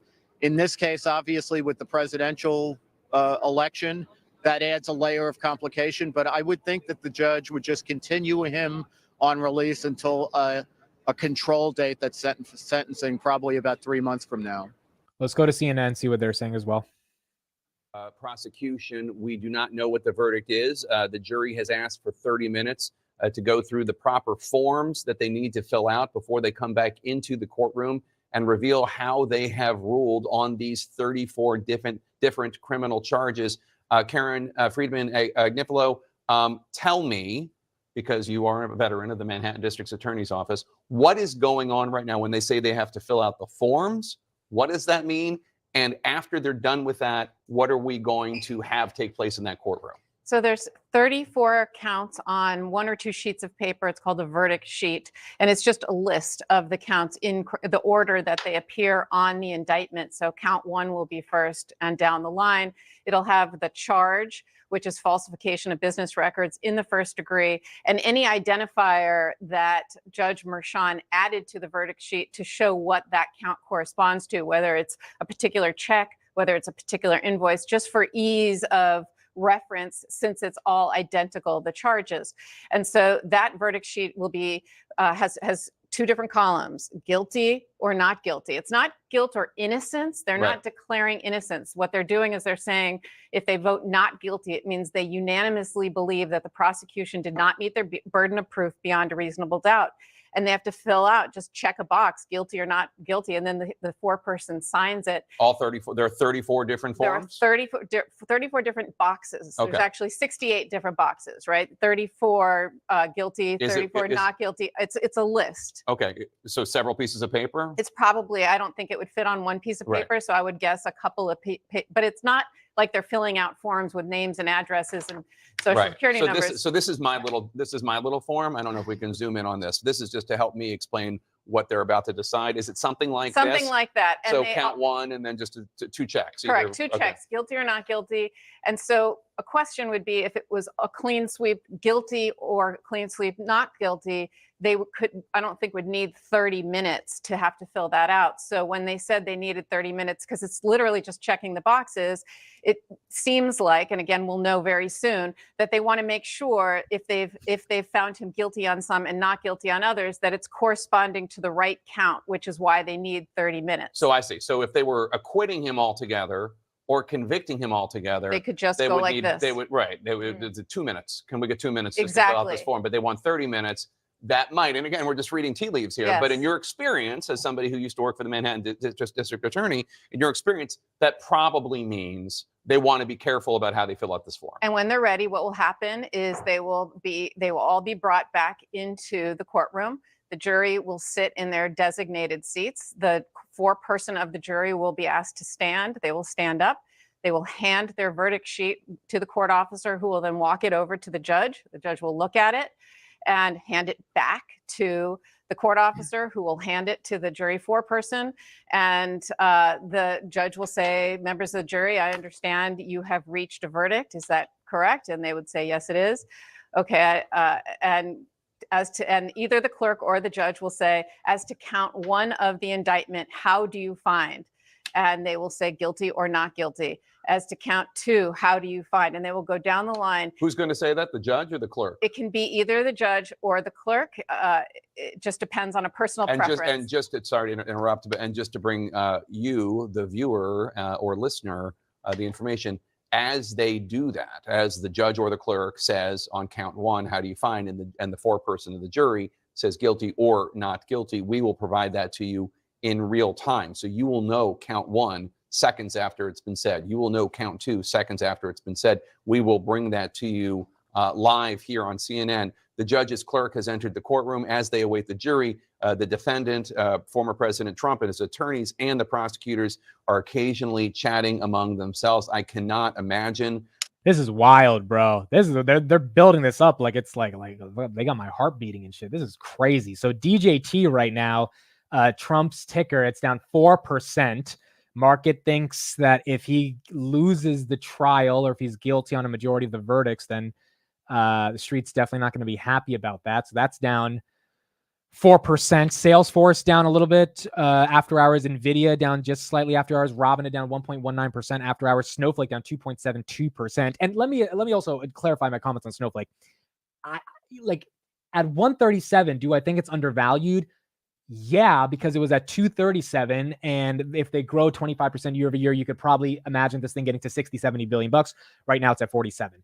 The problem is, where is the route to get to that multiple that the street's going to get excited about? I don't know. And that's probably because I'm more ignorant to Snowflake than I am to Palantir. But for Palantir, it's pretty obvious to me. One of the reasons Palantir can get to 70, $80 billion in market cap, which is a double from here, or not a double, but like up 40% from here, is because of the government business. And when you get $33 million today after getting $480 million yesterday and getting $153 million out of that $480 million up front, it means that there is some momentum in the government sector. Dell's down 13%. Ulta's up 10% now. So Ulta at 422. Market's excited about Ulta. Mongo's down 23%. Palantir up 1%. They're just below 22. After hours, Costco down 1.73. Zscaler still up 14.59% on the day. All right, let's get back to this coverage and see what they are saying right now. Let me go back to Fox, and then we'll do CNN again. All right, here we go. In big cases, judges are they're loath at the idea of stopping the defense from proving things that the defense says are essential to their case. So in these big cases where you don't want to get reversed and where it would be a real resource strain on the system to have to retry the case, if the defense tells you my defense hinges on having Bradley Smith come in and explain to the jury what a campaign expenditure is, because if they don't hear from somebody who actually has knowledge about the subject, it'll be like they're being instructed by Michael Cohen and David Pecker, which is in fact what happened in this case. Most judges I've ever been in front of would be very hesitant not to let that testimony come in. So in those cases, you don't have the situation where they learn afterwards that there were important things that were withheld from them. And I think it's important for your viewers to understand why Andy just said what he said. So if you're a judge and you rule against the prosecution and the prosecution wins, there is no appeal because the prosecution won. So there is almost this built-in incentive to rule for the defense, because if the defendant loses and there's an appeal, the judge can very well get reversed and get his or her hand slapped. So the bias is usually to let the defense do more, arguably, than sometimes they're entitled to do. That was not Judge Merchan's perspective, not for the 4 days I was in the courtroom. Okay, stay put, guys. I think Judge Janine is available for us as well. Judge, if you can. All right, so the judge is also on the bench in the trial now as well. The way the jury might decide to split this verdict is to convict on the checks that Donald Trump signed, but not the other documents. And if that's the case, I believe the first check that Donald Trump actually signed is count 10 of them. Yeah. So the judge has called for the jury. He asked both parties, the defense and the prosecution, are we ready to bring out the jury? Both parties said yes. Caitlin Collins, a huge moment in American history. And a remarkable shift in demeanor inside the court, Jake, of course, as we watched Trump and his attorney kind of just chatting with each other as they were initially inside the courtroom, laughing, smiling. Now, when the judge got on the bench at about 4:30 and said that, yes, there was indeed a verdict here, the entire demeanor in that room shifted, and Trump grew quite serious. His son, Eric Trump, briefly walked out of the room and then returned and is sitting behind him. I should note Eric Trump is the only family member who is going to be in the courtroom when this verdict is read. It is basically entirely locked down inside that room. That was the plan all along. We can now hear helicopters. Dude, here's the thing. If he is guilty and nothing happens, this is absolutely a nothing burger. Like if they appeal it and it goes to further litigation, by then the presidential election will have happened, I'm assuming, and then he can get out of it to an extent, I think. Or he's guilty, there's no appeal, and things go south for him. So, I mean, we'll see what happens, but I don't know if he's guilty, if it ends up really hurting him right now, given they can appeal it, and given I don't think he goes to jail if he's guilty on this. But we'll see in the next 20 minutes what happens, or like next 10 minutes. Circling overhead, as they are also planning to increase security precautions because court officials had wanted to make sure that it didn't get crazy outside of the courthouse once it was announced that there was here a verdict in this case. Our reporters inside the room say there's a few more court officers also in the room. There's usually 4 or 5 standing. DJT is down 10%, so the market's not liking this instability right now. DJT, yeah, down 13% now. That one's falling. That one's falling. As members of the public have been inside that courtroom, just a few, but mainly reporters as well. They're now waiting for the jury to come in after 6 weeks now in its 7th week where they have been hearing all this evidence, now deliberating for about 10 to 11 hours roughly inside that room, also listening to jury instructions yet again. I've got Paula Reed and Kristen Holmes here with me. And Paula, obviously, no one knows what this verdict is going to be, but they have spent the last 30 minutes or so filling out the court forms that they're going to bring in there and then read aloud inside that room. Yeah, historic documents that they've just filled out. Both sides of this case, the prosecution and Trump's defense attorneys. Let me actually refresh it because you're right. I'm not live. Let me refresh it. Business records in the first degree. Count 4, guilty. That's another felony charge, falsifying business records in the first degree. Oh, Count shit. 5, guilty. Here we go. That's another falsifying business record in the first degree felony charge. So that is 5 felony charges that Donald Trump has been found guilty by this New York jury. We still have 29 other felony counts to go, but that is 5 guilty verdicts. Okay, so we got 5 guilties By this jury when it comes to falsifying felony charges of falsifying business records in the first degree in service of another crime, and that crime would be covering up the Stormy Daniels hush money payment. Count 6, guilty. So that is 6 charges. Count 7, guilty. That is another charge. Count 8, guilty. That is yet another charge. 8 out of 8, he has been found guilty. Count 9, guilty. So that is 9 out of 9.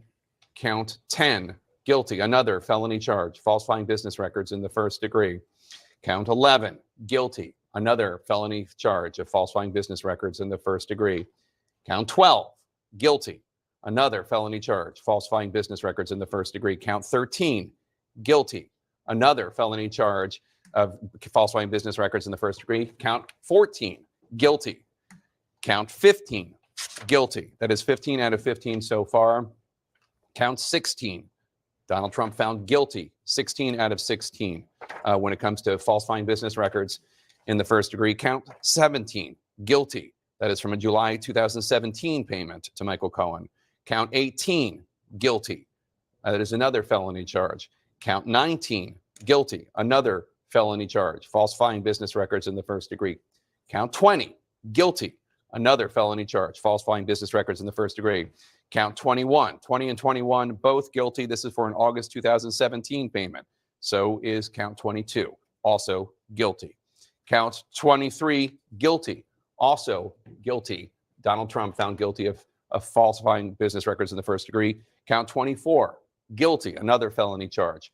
Count 25, guilty, another felony charge, falsifying business records in the first degree. Count 26, guilty, another felony charge, falsifying business records in the first degree. Count 27, guilty, another felony charge, falsifying business records in the first degree. Count 28, guilty, another felony charge, falsifying business records in the first degree. Count 29, guilty, felony charge, falsifying business records in the first degree. Count 30, guilty, felony charge, falsifying business records. Count 31, guilty, falsifying business records in the first degree. Count 32, guilty, falsifying business records in the first degree. Only 2 counts left.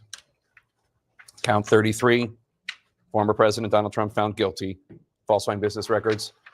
Count 34, guilty. Donald Trump found guilty on all 34 counts of falsifying business records in the first degree. All 34 are felonies. Donald Trump has now been convicted of 34 different felony crimes, by a jury of his peers in Manhattan. 34. Wow.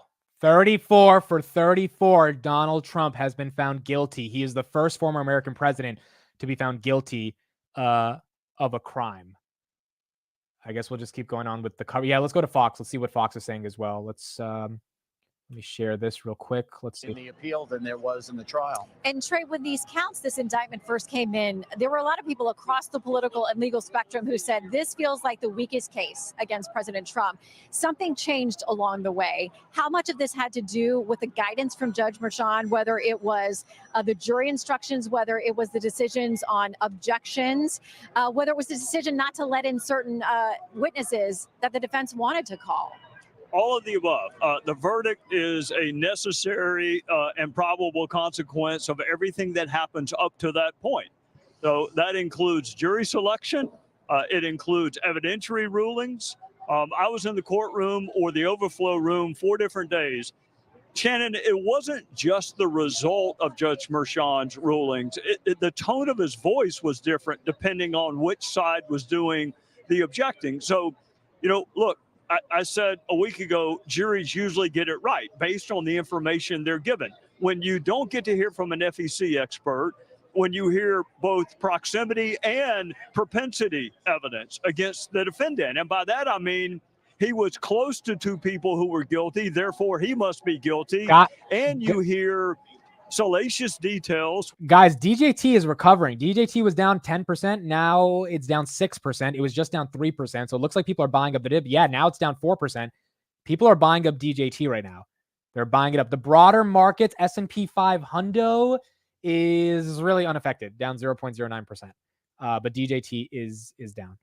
Former President Donald J. Trump convicted of 34 felony charges having to do with falsifying business records to cover up hush money payments to Stormy Daniels. An unbelievable moment in American history. The jurors are now being asked about their agreement with these charges, and they are responding yes. Trump has a frowned expression on his face as the verdict reading is completed. He is not moving. The former president of the United States, now a convicted felon, having been found guilty of 34 felony charges by a jury of his peers in Manhattan, New York. The court officer is asked if either party wants the jury polled. Trump attorney Todd Blanche says yes. This is when they go around and ask each juror if they agree with what has just been read by the foreperson. The jurors all have straight faces. They are now being polled. Karen, when they do this, do they ask each juror for each charge, for each count, or would they simplify it and say to each of the 12 jurors, do you agree you convict him on all 34 charges? In this particular instance, because it was a clean sweep of all 34, what the judge would do is he would say, juror number 1, you just heard. Dell is down 18%. So Dell, it looks like they had a horrible call, dude. The thing is collapsed down to 139. Bank of America just upgraded them to 180 yesterday. One could argue they're still going to go to 180. They just got to it way too quick yesterday. But Dell is down 14% right now. Heard that there was just a 34 count, all guilty. Is that your verdict? And they would say, yes, sir. So the juror number 2. The jurors being polled right now, they all said yes or yes, it is. And they are each going, as you just said, Karen, juror number 1, is this your conclusion? Yes, it is. Juror number 2, is this your conclusion? Yes, it is. And the alternate jurors, Judge Merchan said, we couldn't have done this without you. He thanks all of the jurors very much for their service in this case. Trump is turning to look over the jurors as they're being polled. The former president of the United States, Donald J. Trump, the presumptive Republican presidential nominee, a convicted felon 34 times over, found guilty of falsifying business records in the first degree by a jury of his peers. Oh boy. Someone says the Dell guidance mentioned the word decline more than 5 times. That's not good. I'm going to go through, I'm just going to go through the PR or the transcript tonight for Dell. Let's go back to Fox and see what they're saying. An attorney general who did the same thing. This is a new era in America, and I think it goes against the ilk of who we are as Americans and our faith in the criminal justice system. So if you're just joining us, 34 counts, 34 in that indictment against President Trump. Today, the jury comes back unanimously convicting him guilty on all 34 counts. They were all similar in that they had to do with falsification of business records. That was what would have been a misdemeanor. That's where the statute of limitations would have run. And NVIDIA is below 1,100 after hours. NVIDIA taking a dump as well. I mean, it's down 1%, but it was down 4% on the day. So NVIDIA is selling off a bit. We kind of expected that, but that one's showing some weakness right now after hours, maybe because of Dell. there was another underlying crime, which we didn't find out about what that was going to be essentially until the closing argument and the jury instructions from the judge yesterday. He gave them choices. Trey, we've talked about this many times, that they had choices. Will we ever know what choice the jury made with linking this to an underlying crime? There are only two ways you'll know that, maybe possibly three. On appeal, arguably, the government could be forced to explain what that second crime was. Maybe it's in the special verdict form and we haven't seen it. It certainly wasn't read to the jury. It wasn't polled. The jury was just polled, which means each individual juror was asked, is this your verdict and still your verdict? We don't know what that secondary crime was. Or a member of the jury could talk. They're not required to. They'll be told that they don't have to, but sometimes members of the jury will talk and they'll say, this was that extra crime that we found. What do you think, Andy? The judge there talks about how people. Some other news, the Trump guilty sentencing possibly mid to late July. So based on him being guilty on 34 out of 34, I don't know what the appeal process looks like, but reports are that by July, he will be sentenced based on this. Either he buys more time by paying a bond or whatever he has to do. But by mid-July, it looks like he could be sentenced in prison. It seems like that could happen by mid-July. People are going to react to this in different ways. We've got a tweet out now from Donald Trump Jr. He says, guilty on all counts, the Democrats have succeeded in their years-long attempt to turn America into a third world blank. November 5th is our last chance to save it. So tough news for the former president legally, but politically, does he get a boost from this on the campaign trail saying, okay, they did what I told you they were going to try to do to me. Now you have to elect me in order to head all of the rest of this off that I predict will come? Hard for us to gauge as people who were very involved in politics, because I think at this point in the campaign, the people you're trying to reach are the people who aren't all that taken in with politics. For most of the people who are in our world and who follow this closely, I think they're pretty stuck in their positions. And what I've always wondered, and I'm not the political guy, we got a former member of Congress with us here, but I thought that the internal polling of the Democrats has to tell them, it would seem to me, that being able to call Trump a convicted felon in the run-up to the election is worth X number of points in the battleground states. So, and the Trump campaign thinks that that's actually the opposite. They think in the battleground states, their base is going to be so enraged that he's a convicted felon. And then new people that were going to be independent actually feel the Democrats had a corrupt trial, right? That's the assumption from the Trump campaign, that it's actually going to continue to let him be elected. I'm sure they didn't want to be guilty on 34 to 34, but they might actually end up spinning that narrative. We got Rodney in the chat saying that this will be appealed immediately, literally based on the jury instructions alone. This is a nothing story that will be out of the news cycle before next week. Let's see how this ends up playing out over the next coming weeks. even if it fires up his base, and it should, and even if Janine, I think, is quite right that this is going to change American prosecution and the American justice system for the worse, because the flag of politicized prosecution has been planted here in a way that it's never been planted before. But as it plays politically, I think the question is, how much is it worth to have that talking point for them in the run-up to the election? Yeah, and Judge Janine, we think about that in also the context of the fact that if they're, as we've talked about, going to now start referring to former President Trump as convicted felon Donald Trump, and whether they're going to use that language, that we also know Hunter Biden is facing 2 federal trials, which we can talk about as well, one of them starting on Monday, and the fact that I don't think the Trump campaign is going to pull any punches if Hunter Biden winds up convicted of something. It does look to many people across the spectrum here in America that a lot of our political fighting has turned to legal warfare as well. Interesting, Shannon. We've been calling it Judge? lawfare. I think lawfare is far too soft. It's far too benign. This is warfare. This is the taking down of someone, not just politically, but legally, and looking to take away their civil liberties. And, you know, as a prosecutor and a judge, my job was to make sure that the guilty were convicted and to make sure that their people's civil liberties weren't taken away. I understand the president's coming out. Okay. Yeah, Judge, if you'll hold on just a second. We see President Trump now. He is walking out. Let's listen. Trial by a conflicted judge who was corrupt. It's a rigged trial, a disgrace.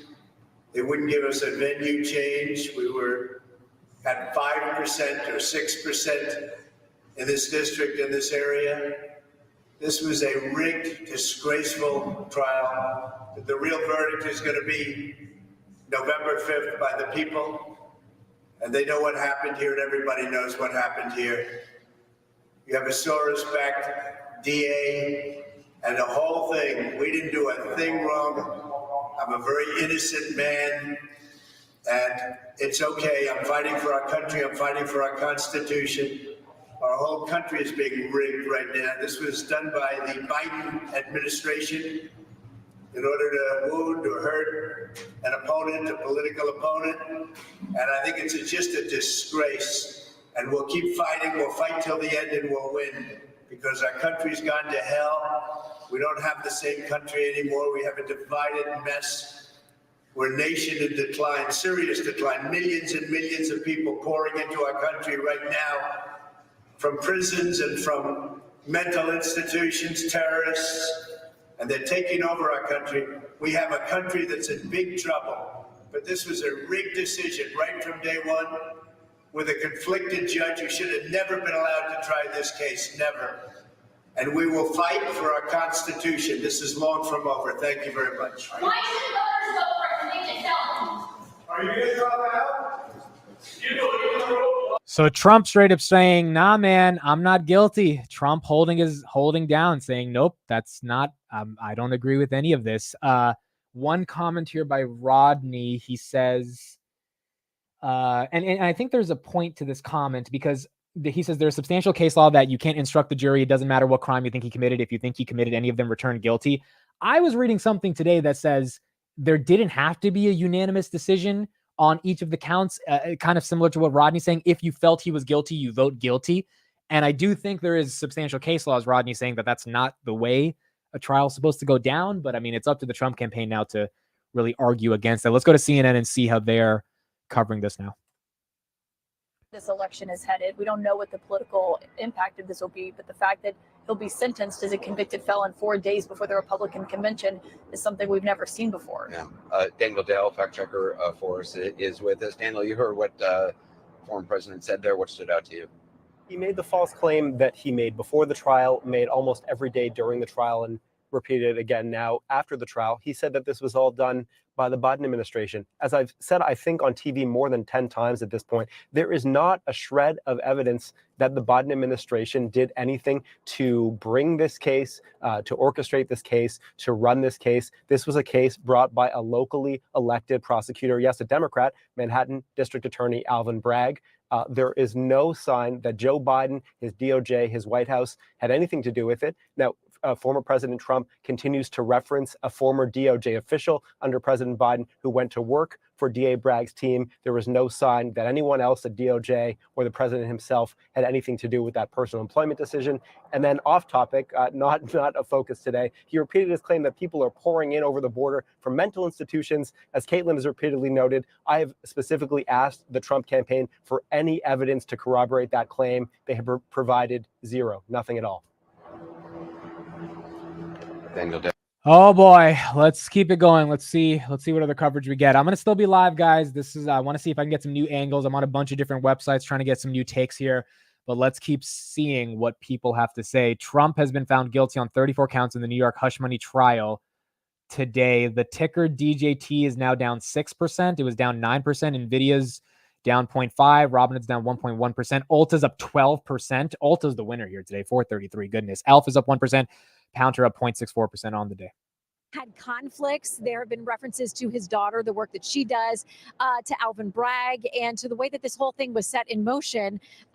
Trey, you look like you had some reaction to what he was saying there, because of course this then flipped into campaign mode, because the line will be, okay, the people get to answer. Their verdict is the one that matters November 5th.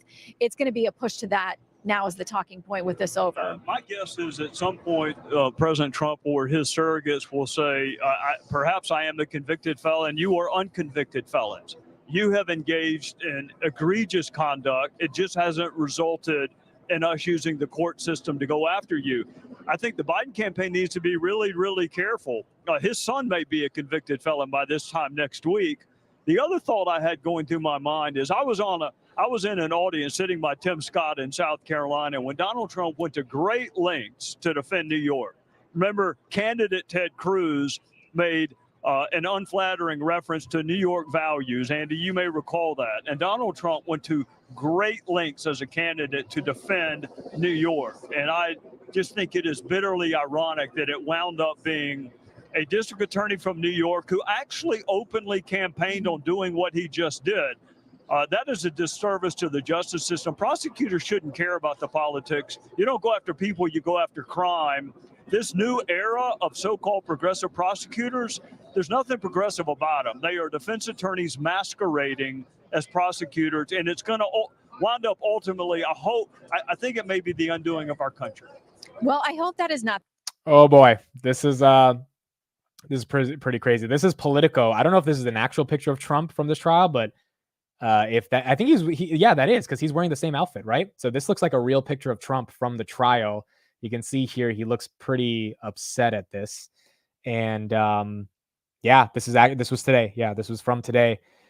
Trump is certain to appeal the verdict, a process that could take many months or even years. Meanwhile, he stands on the accused of additional wide-ranging criminal conduct in 3 other cases, 2 for subverting the 2020 election results and 1 for hoarding classified documents. So he has 3 other criminal cases, 2 for the 2020 election, 1 for hoarding classified documents.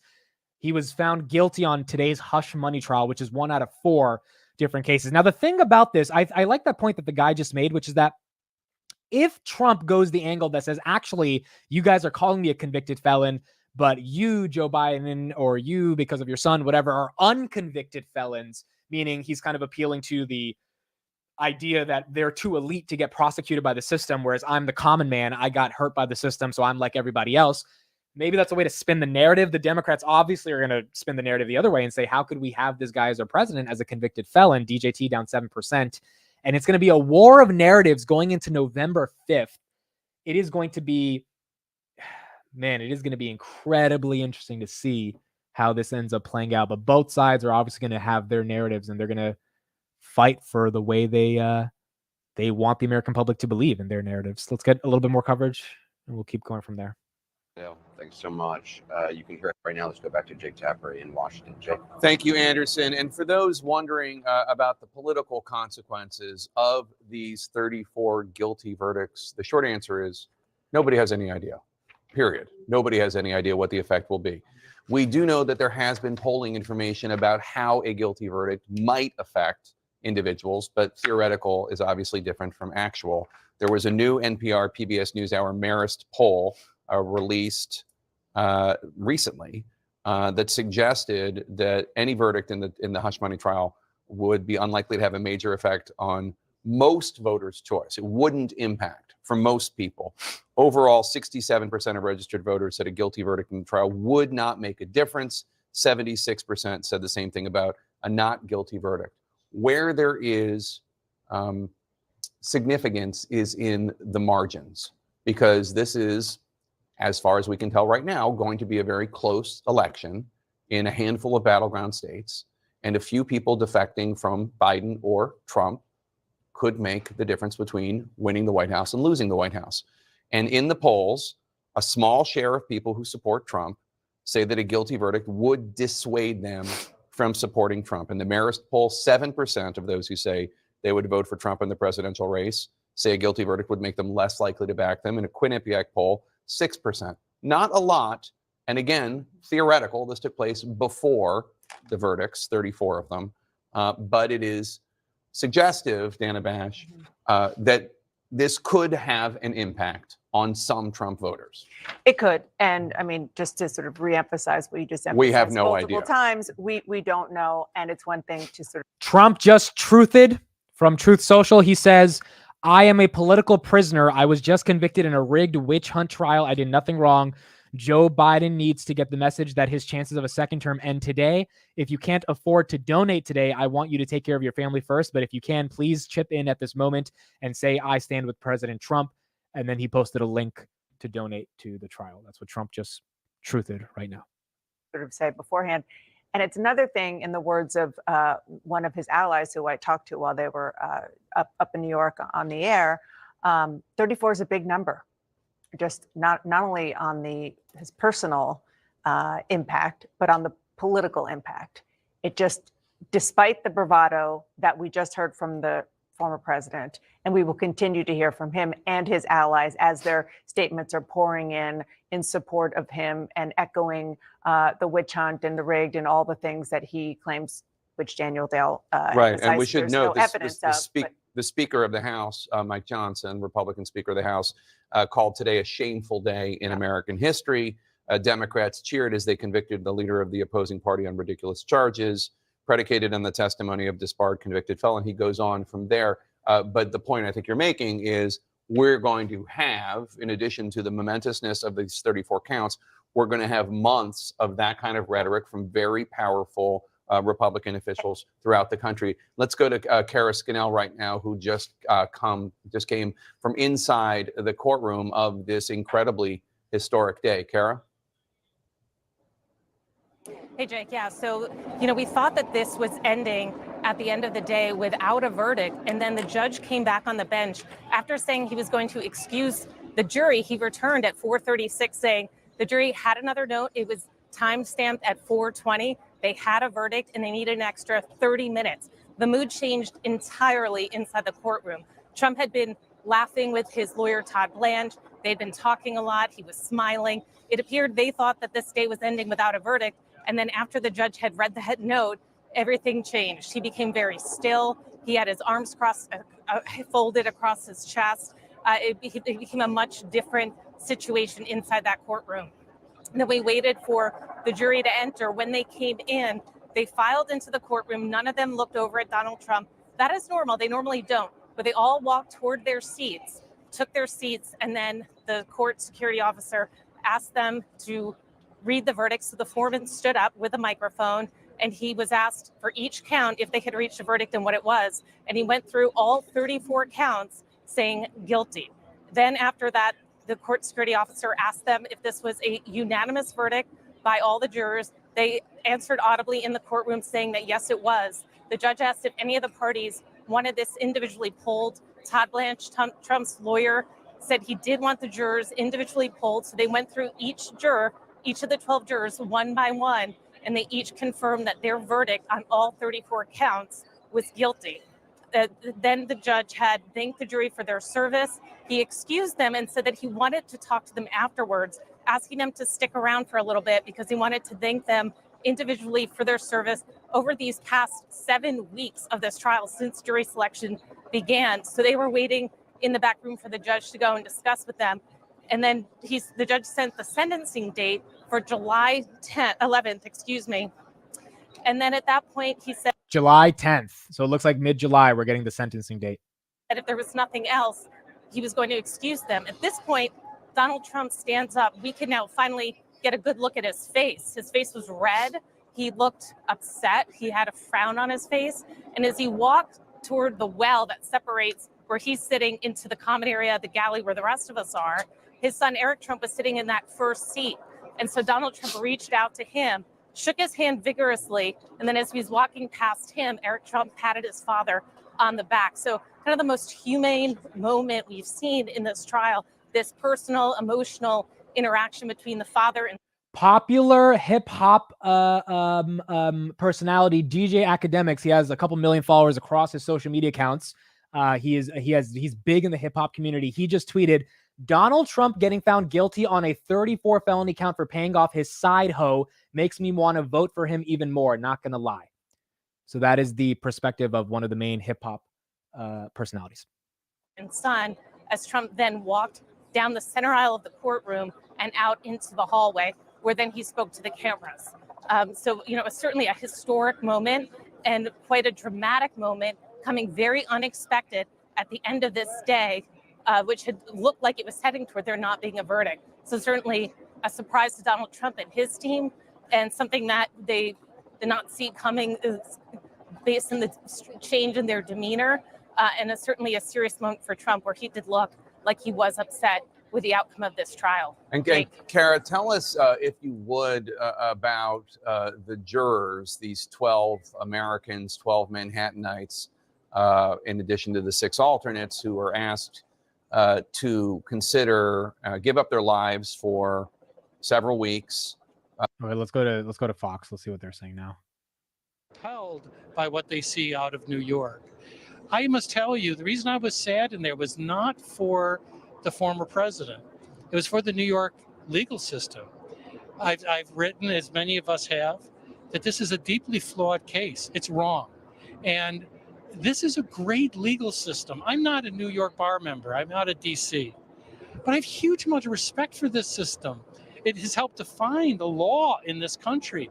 Legal history was made here on this block. I'm looking at 2 courthouses where legendary cases were heard and handed down. It's part of our DNA as lawyers. So for many of us, it is a sad moment, because we were hoping this jury might redeem a bit of that integrity. It did not. I'm not blaming the jurors. They got instructions that made conviction very likely here. I was one, as opposed to my good friend Andy here, who believed he'd get a verdict today and that it would be a conviction. I was one holding out for a possible hung jury, because I believe this jury would see through this. But I'm not too sure you can blame them when you look at the instructions. When you allow a jury to potentially go 4-4-4 and disagree on what happened as to what crime was being concealed here, it makes it pretty hard to acquit. Jonathan, I want to ask you too a little bit about the flavor inside, because you commented yesterday. Real quick, we talked about the hip hop personality. Tucker Carlson just tweeted, "Import the third world, become the third world." That's what we just saw. This won't stop Trump. He'll win the election if he's not killed first, but it does mark the end of the fairest justice system in the world. Anyone who defends this verdict is a danger to you and your family. Okay, that's Tucker Carlson's perspective on this. Yesterday, that there were, I guess it was 2 days ago during the summations, I was in for the defense in the morning. You were there for the prosecution in the afternoon. That you said when it looked like the prosecutor was mocking Trump or landing points that were bad for the defense or bad for Trump, that the media in the room was reacting to that. Oh, yeah. I mean, that it wasn't exactly neutral. No, he knew his audience. The media in the room was laughing, and we're supposed to be there just covering this as neutral arbiters of the news. I was surprised. These are journalists I hold to a higher regard than myself, because I'm just a commenter. I'm just someone who gives opinion. But no, every one of those digs landed with that audience. And look, we all expected that there would be this human wave, not just of people here on the streets in Manhattan, but among a lot of the journalists. I think that with time, they will see the costs of all of this. What happened in that room comes at a cost. It comes at a cost of the rule of law. But the atmosphere in the room at the end, I must say, was solemn and it was riveting. No one moved. Now, it was funny because they really ramped up security right before the verdict came in. And nobody stand, and there was a bit of a chuckle because no one was moving. Everyone was Nobody's frozen. going anywhere when that verdict is coming anywhere. The person that seemed the calmest was Trump. I mean, he continued to talk with his counsel. This did not seem to surprise him in the least. And I think that's probably a reaction of a lot of people. You basically got out of this trial what you thought you would get. For people that viewed this as a political trial, it is that on steroids. For those who believe this is long delayed justice, this is exactly what they hope for. But that final verdict, of course, will come in November. So you are a very experienced defense attorney, to the point where if I get in trouble, you're my call. I want you to know from the jailhouse, it's going to be to Jonathan Turley. Please take my call. So you know what it's like to be disappointed, to be on the losing end of a verdict. But President Trump came out today, and this really fed into what his supporters love about him. We are going to keep fighting. We know that's a long process. You talked about questions about the New York legal system and how you feel this may reflect this trial court decision. On that, what is your confidence in the appellate division or the appellate process here in New York?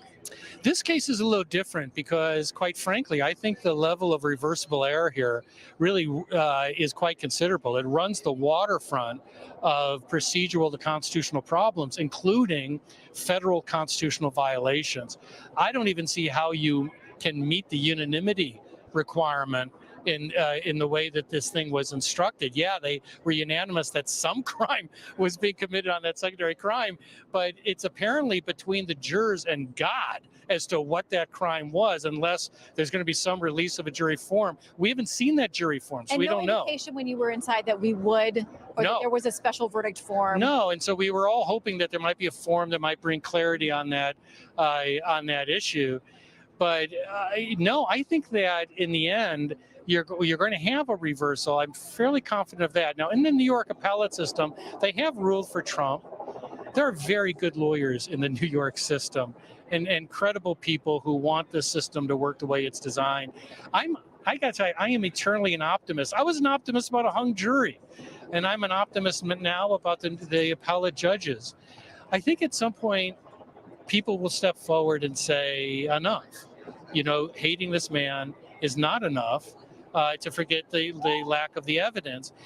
All right, let's go back to CNN. Let's do this. We haven't done this the entire stream, but we might as well do it now because we're getting to the end. Who are you voting for? Put it in the chat. Who are you voting for? Let's see what we got. Trump versus Biden. I mean, we're going to be covering the election over the next 6 months. I will not be disclosing my political affiliations because I am the messenger of this coverage. I'm not the person trying to impose my political beliefs. I just don't believe in that. But put in the chat who you are actually voting for. Curious to see what the breakdown is. The family of the judge or the prosecution team, but the judge and the prosecution team themselves were completely fair game rhetorically. Go ahead, I'm sorry. And then in the DA's office, I just saw they're about to hold a press conference at 6:30. I think Alvin Bragg's going to speak. So they're preparing what they're going to say and how they're going to address this. And they are going to, I guess, tell everybody what this means on behalf of the Manhattan DA's office. So I think everybody is doing their various jobs right now and collecting themselves because this is such a big deal.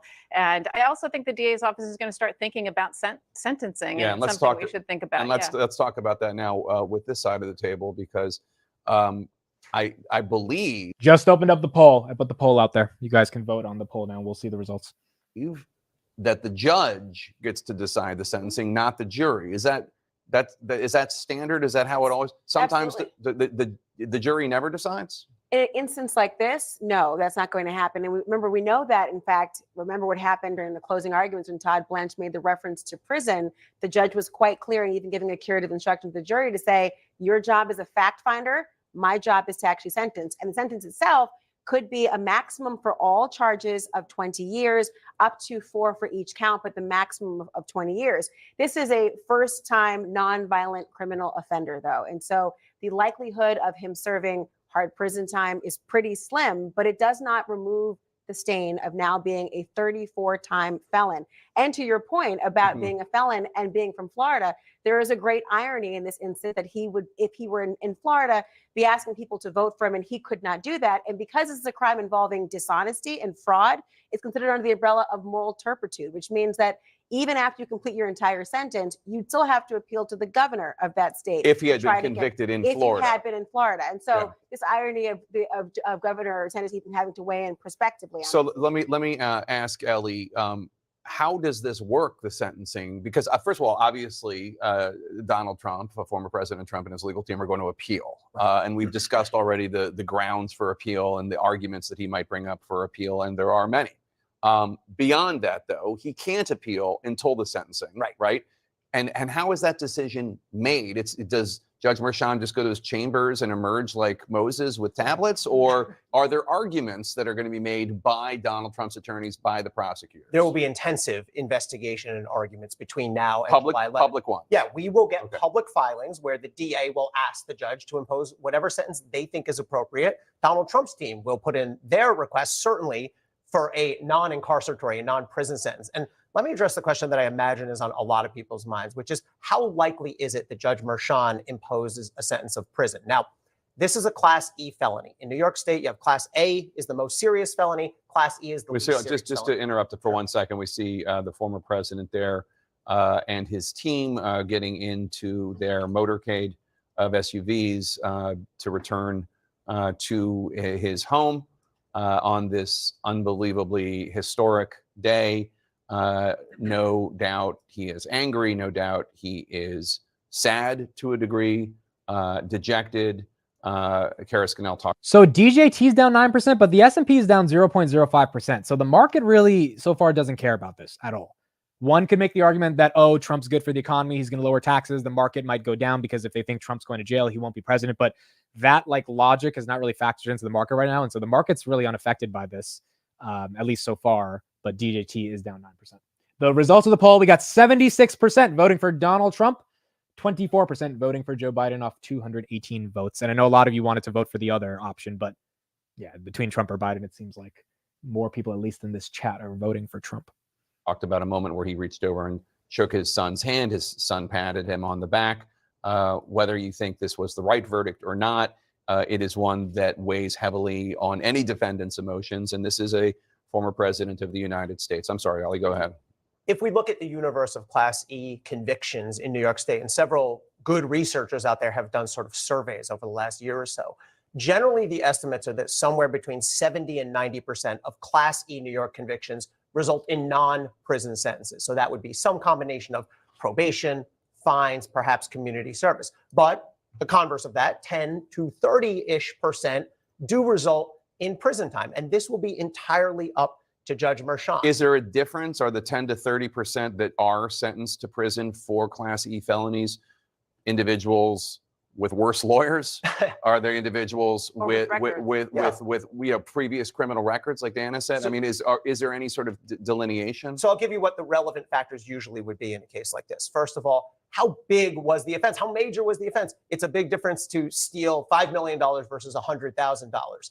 Was this person a first-time offender, or are they on their second, third, fourth conviction? Yeah, the quality of lawyering can absolutely play into it, but this is the most difficult thing that judges do. I mean, you talk to any judge, they will tell you the hardest part of their job is imposing a sentence. And one other thing I just want to make very clear. If Donald Trump does get a prison sentence imposed on him on July 11th, odds are very, very high he will not have to start serving that sentence right away, because in a case like this, he's very likely to get what we call bail pending appeal, meaning he will almost certainly not have to begin serving any sentence until after all of his appeals are done. That would certainly take us out past the election. Okay, real quick, we got an update on PCE tomorrow. This is really the only thing that matters, quite frankly. So tomorrow, Bank of America thinks 2.6% year-over-year headline. Barclays thinks 2.7. Goldman Sachs thinks 2.7. The median forecast is 2.6. On core, 2.75 is the median, month over month, 0.24. And then ex-housing, 0.24. In March, we had 2.7. So the median estimate is 2.6 from the banks. For the core PCE, March had 2.8. The median expectation is 2.75. So the median forecast from all the banks are saying, hey, it's probably going to be down 0.1% across the board on headlining core. And then ex-housing would actually be down a little bit more. Instead of 0.39, it'd be 0.30 or 0.24. That would be really good. If we get those numbers tomorrow, that would be pretty damn good. Question is if we'll actually get those numbers. And so I'll be live tomorrow and we'll see what happens. Let's go to CNBC. They're covering Trump as well. Let's see what they have to say. Duncan, I wonder, he criticizes the prosecutors, the DA, the judge for their political leanings. Is that a valid criticism? No, this is a jury that he picked himself. This is not a rigged trial. This is a trial that was overseen by a judge who really gave the defense a lot and gave the prosecution a lot. The jury was picked by both sides. They both had the same number of peremptory and for cause challenges. They both had some jury instructions that they wanted that they didn't get. They both had objections sustained, and they both had objections overruled. There's really nothing to point to that was politically motivated at all. And if you recall the beginning parts of this case leading up to it, this is a case that the district attorney, who he likes to bash, turned down and said that he was not going to bring this case originally. There was a prosecutor who resigned in disagreement with the DA for his decision not to bring this case, and he finally did bring this case. The case is it's a very straightforward case. For as much as people were trying to make some confusion out of it, it's very straightforward, and both sides really had fundamental due process on it, which is the right that was guaranteed to him by the Constitution, and there's nothing showing that he was denied that. Duncan Levin, thank you for joining us on the CNBC Newsline as we continue to get more headlines surrounding this verdict. Let's go back to Megan Casella. Megan. Sarah, we're just starting to see some more reaction from members of Congress here, both members from both parties, really, showing on social media their thoughts on this. Congressman Paul Gosar says, quote, "Justice is lost here." A Republican, Congresswoman Nicole Maliotakis from New York, also a Republican, calling this a sadly unsurprising miscarriage of justice. She had a very complete statement, really blaming this on the decision to hold the trial in New York, saying that given that more than 80% of voters had rejected Donald Trump in the elections, that he was never going to hold a fair trial there or be able to have a fair trial there. Congresswoman Barbara Lee saying that she commends the public servants who were doing their civic duty here. Dina Titus from Nevada outside of Las Vegas saying that for the first time in our nation's history, a former president is found guilty of multiple felonies. She's saying that our justice system has proved that Donald Trump, twice impeached, now 4 times indicted, morally bankrupt individual is not above the law. So you can see members of both parties turning to their talking points here, much as we've seen the two candidates already do that. Republicans saying this was never going to be a fair trial. Democrats really highlighting the historic nature of this and trying to point to the fact that they think that this means Donald Trump is no longer fit to serve as president when we get to November's election. Fiery and digging in on both sides. Megan, thank you very much. Keep us posted. Let's bring in Paul Callan, former NYC prosecutor and criminal defense attorney. Market's still not affected by this, guys. S&P 522 doesn't really care too much about this. DJT is down 8%. Ulta is up 8%. ELF is up 2%. Real quick, just to remind everyone what happened today. After hours, these were the earnings that we had. Palantir did get a new $33 million contract and $150 million upfront from the $480 million yesterday.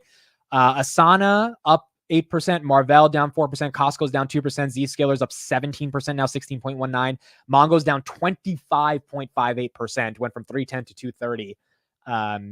Ulta's up 8%, and then Dell down 18% on the day. So that's what we had after hours, right before we had this trial verdict come in. Hey, Paul, for your reaction and how surprised you were with where this went. Not so much with respect to the result. The evidence against him was very, very strong and was put in methodically and with great care by the assistant district attorneys who tried this case. But a lot of times in such a high-profile case as this, you would see jurors taking a longer period of time to reach a verdict. But obviously, they had decided right away, based on the evidence that went in, and who knows, maybe even based on Trump's conduct in that courtroom, he treated the judge with absolute dripping contempt throughout. He was falling asleep half the time during the presentation of the case. There might have been resentments within the jury that were built up by that, and they did have strong evidence against him to support a guilty verdict, but it came in very, very fast for such a big important case. Yeah, 9.5 hours of deliberation. This morning, they heard more legal guidelines repeated to them by the judge, including how to assess credibility of some of the witnesses, and they read testimony over from Michael Cohen and also from the tabloid chief. Do Republicans have an argument When you just heard Megan talking about some of the reactions, to call this a miscarriage of justice in any way? Well, you know, an appellate court will have a look at this, but I can tell you that the evidence that was put in against him was carefully evaluated by the court. There were pretrial motions made and argued very vociferously. And You're looking at Trump's car right now, escorted by the police on the highway in New York. In great detail by defense counsel for Trump. So he had his day in court. And that appellate court will look at this, but I think he's going to have a hard time getting it overturned. This judge was very careful about being fair in terms of what he let into evidence, and he excluded evidence that the prosecutor wanted to get in. So, you know, I think an appellate court probably is going to uphold this conviction. I just want to tell people what we're looking at, which is the New York City highway. We're following the Trump motorcade as he looks like the OJ. It looks like the OJ Simpson car. You know, after, well, if you not remember going that those fast. scenes, huh? Yes, Yeah, I do. Yeah, not a chase, right. but just a motorcade. Is Trump in a Bronco? He's No, not I in a don't think Bronco. so. No, he's not in a Bronco. He's in a motorcade, presidential Right, motorcade, okay. leaving the Just courthouse. checking, yeah, okay. Going back to regroup. Clearly, they have to have been expecting this. And now, I guess, Paul, one of the questions is what happens between now and July 11th, which is when the sentencing is scheduled for, which is also very close to the GOP convention, which is just hard to believe. What are you expecting? Well, if a case follows its normal course in New York, what happens now is the probation department has to prepare a report back to the judge with a sentence recommendation. And with a normal human being, they'd be out interviewing family members and friends to determine what kind of character the defendant has, and trying to get a sense of whether it's an appropriate a case for probation as opposed to jail time. But obviously, you know, this is a former president of the United States, and I don't know that probation will be getting too much useful information from friends and family here. It's going to be up to the judge. Now, he faces potentially 4 years in prison on a Class E felony, which is what this is. He could be fined $5,000. He could also be put on probation for probably as much as 4 years. He could be told to wear an ankle bracelet and confined to his home. I think that's the case as well. Maybe it's a home arrest, or it would be wild if he was on house arrest in the White House. That would be insane. Or pay a fine, but I don't think necessarily he gets sentenced to jail. Again, I could be wrong on that. He still has 3 other trials he has to go through, but I don't know if he goes to jail on a non-violent hush money trial. There are all kinds of options here. Frankly, he's been so brutal in his attacks on the judge. The judge, by the way, held him in contempt 10 times during the course of the trial for violating the gag order. So if he was an ordinary human being, he'd definitely be looking at jail time. But as a former president, I don't know. The judge really has been very careful and has treated him very fairly throughout the trial. So I really don't know what the judge is going to do. But and first-time offender, some of your colleagues have noted. Yeah, he's a first-time offender, and I will tell you that statistically, first-time offenders normally do not get jail time on this offense. So historically that's been the case. But he's been held in contempt of court 10 times during the trial. Now, I've never seen a case. I've tried a lot of criminal cases, and I've never seen somebody held in contempt 10 times during the course of the trial. Of course, normally they'd be thrown in jail immediately in the middle of the trial. That didn't happen here. But, you know, will the judge be angry about that, about his performance during the trial? I don't know. He has every right to be. But I think in the end, Trump will probably get probation and not jail. All right, Paul, thank you for joining us and weighing in on this breaking news. Paul Callan, former NYC prosecutor, as we watch the motorcade leaving the courthouse up to presumably Trump Tower. Megan Casella with some new statements coming in. Sarah, we're just now hearing from Michael Cohen, who has really been at the center of this case. He says today is an important day for accountability and the rule of law. While it has been a difficult journey for me and my family, the truth always matters. I want to thank my attorneys for their invaluable guidance and support through this process. That's Michael Cohen, who was literally at the center of this case. He's the one who made those payments to Stormy Daniels, who President. Yeah, Michael Cohen, again, was Trump's former lawyer who made like the LLC to pay Stormy Daniels the money to not say anything. And he went to jail for a bit, and he was pivotal in trying to get Trump convicted on this as well. Trump was reimbursing at the heart of this case. He testified. The defense really tried to paint him as an imperfect witness, saying that there had been a fallout between him and Donald Trump, and that's why the jury should not believe him. Clearly, the jury thought otherwise, but that's him saying today's an important day for accountability. Sarah. I mean, so many fascinating aspects to talk about now, Megan. The politics of all of this, the legality, what happens next on the legal side of it, which we've talked about, into the sentencing. What will you be watching as reports come in, for instance, from NBC that the website is crashing on DonaldTrump.com? This is he's being painted as a martyr, and this is what he's been saying all along. It's rigged. It's against me, and you do wonder how much it could help him.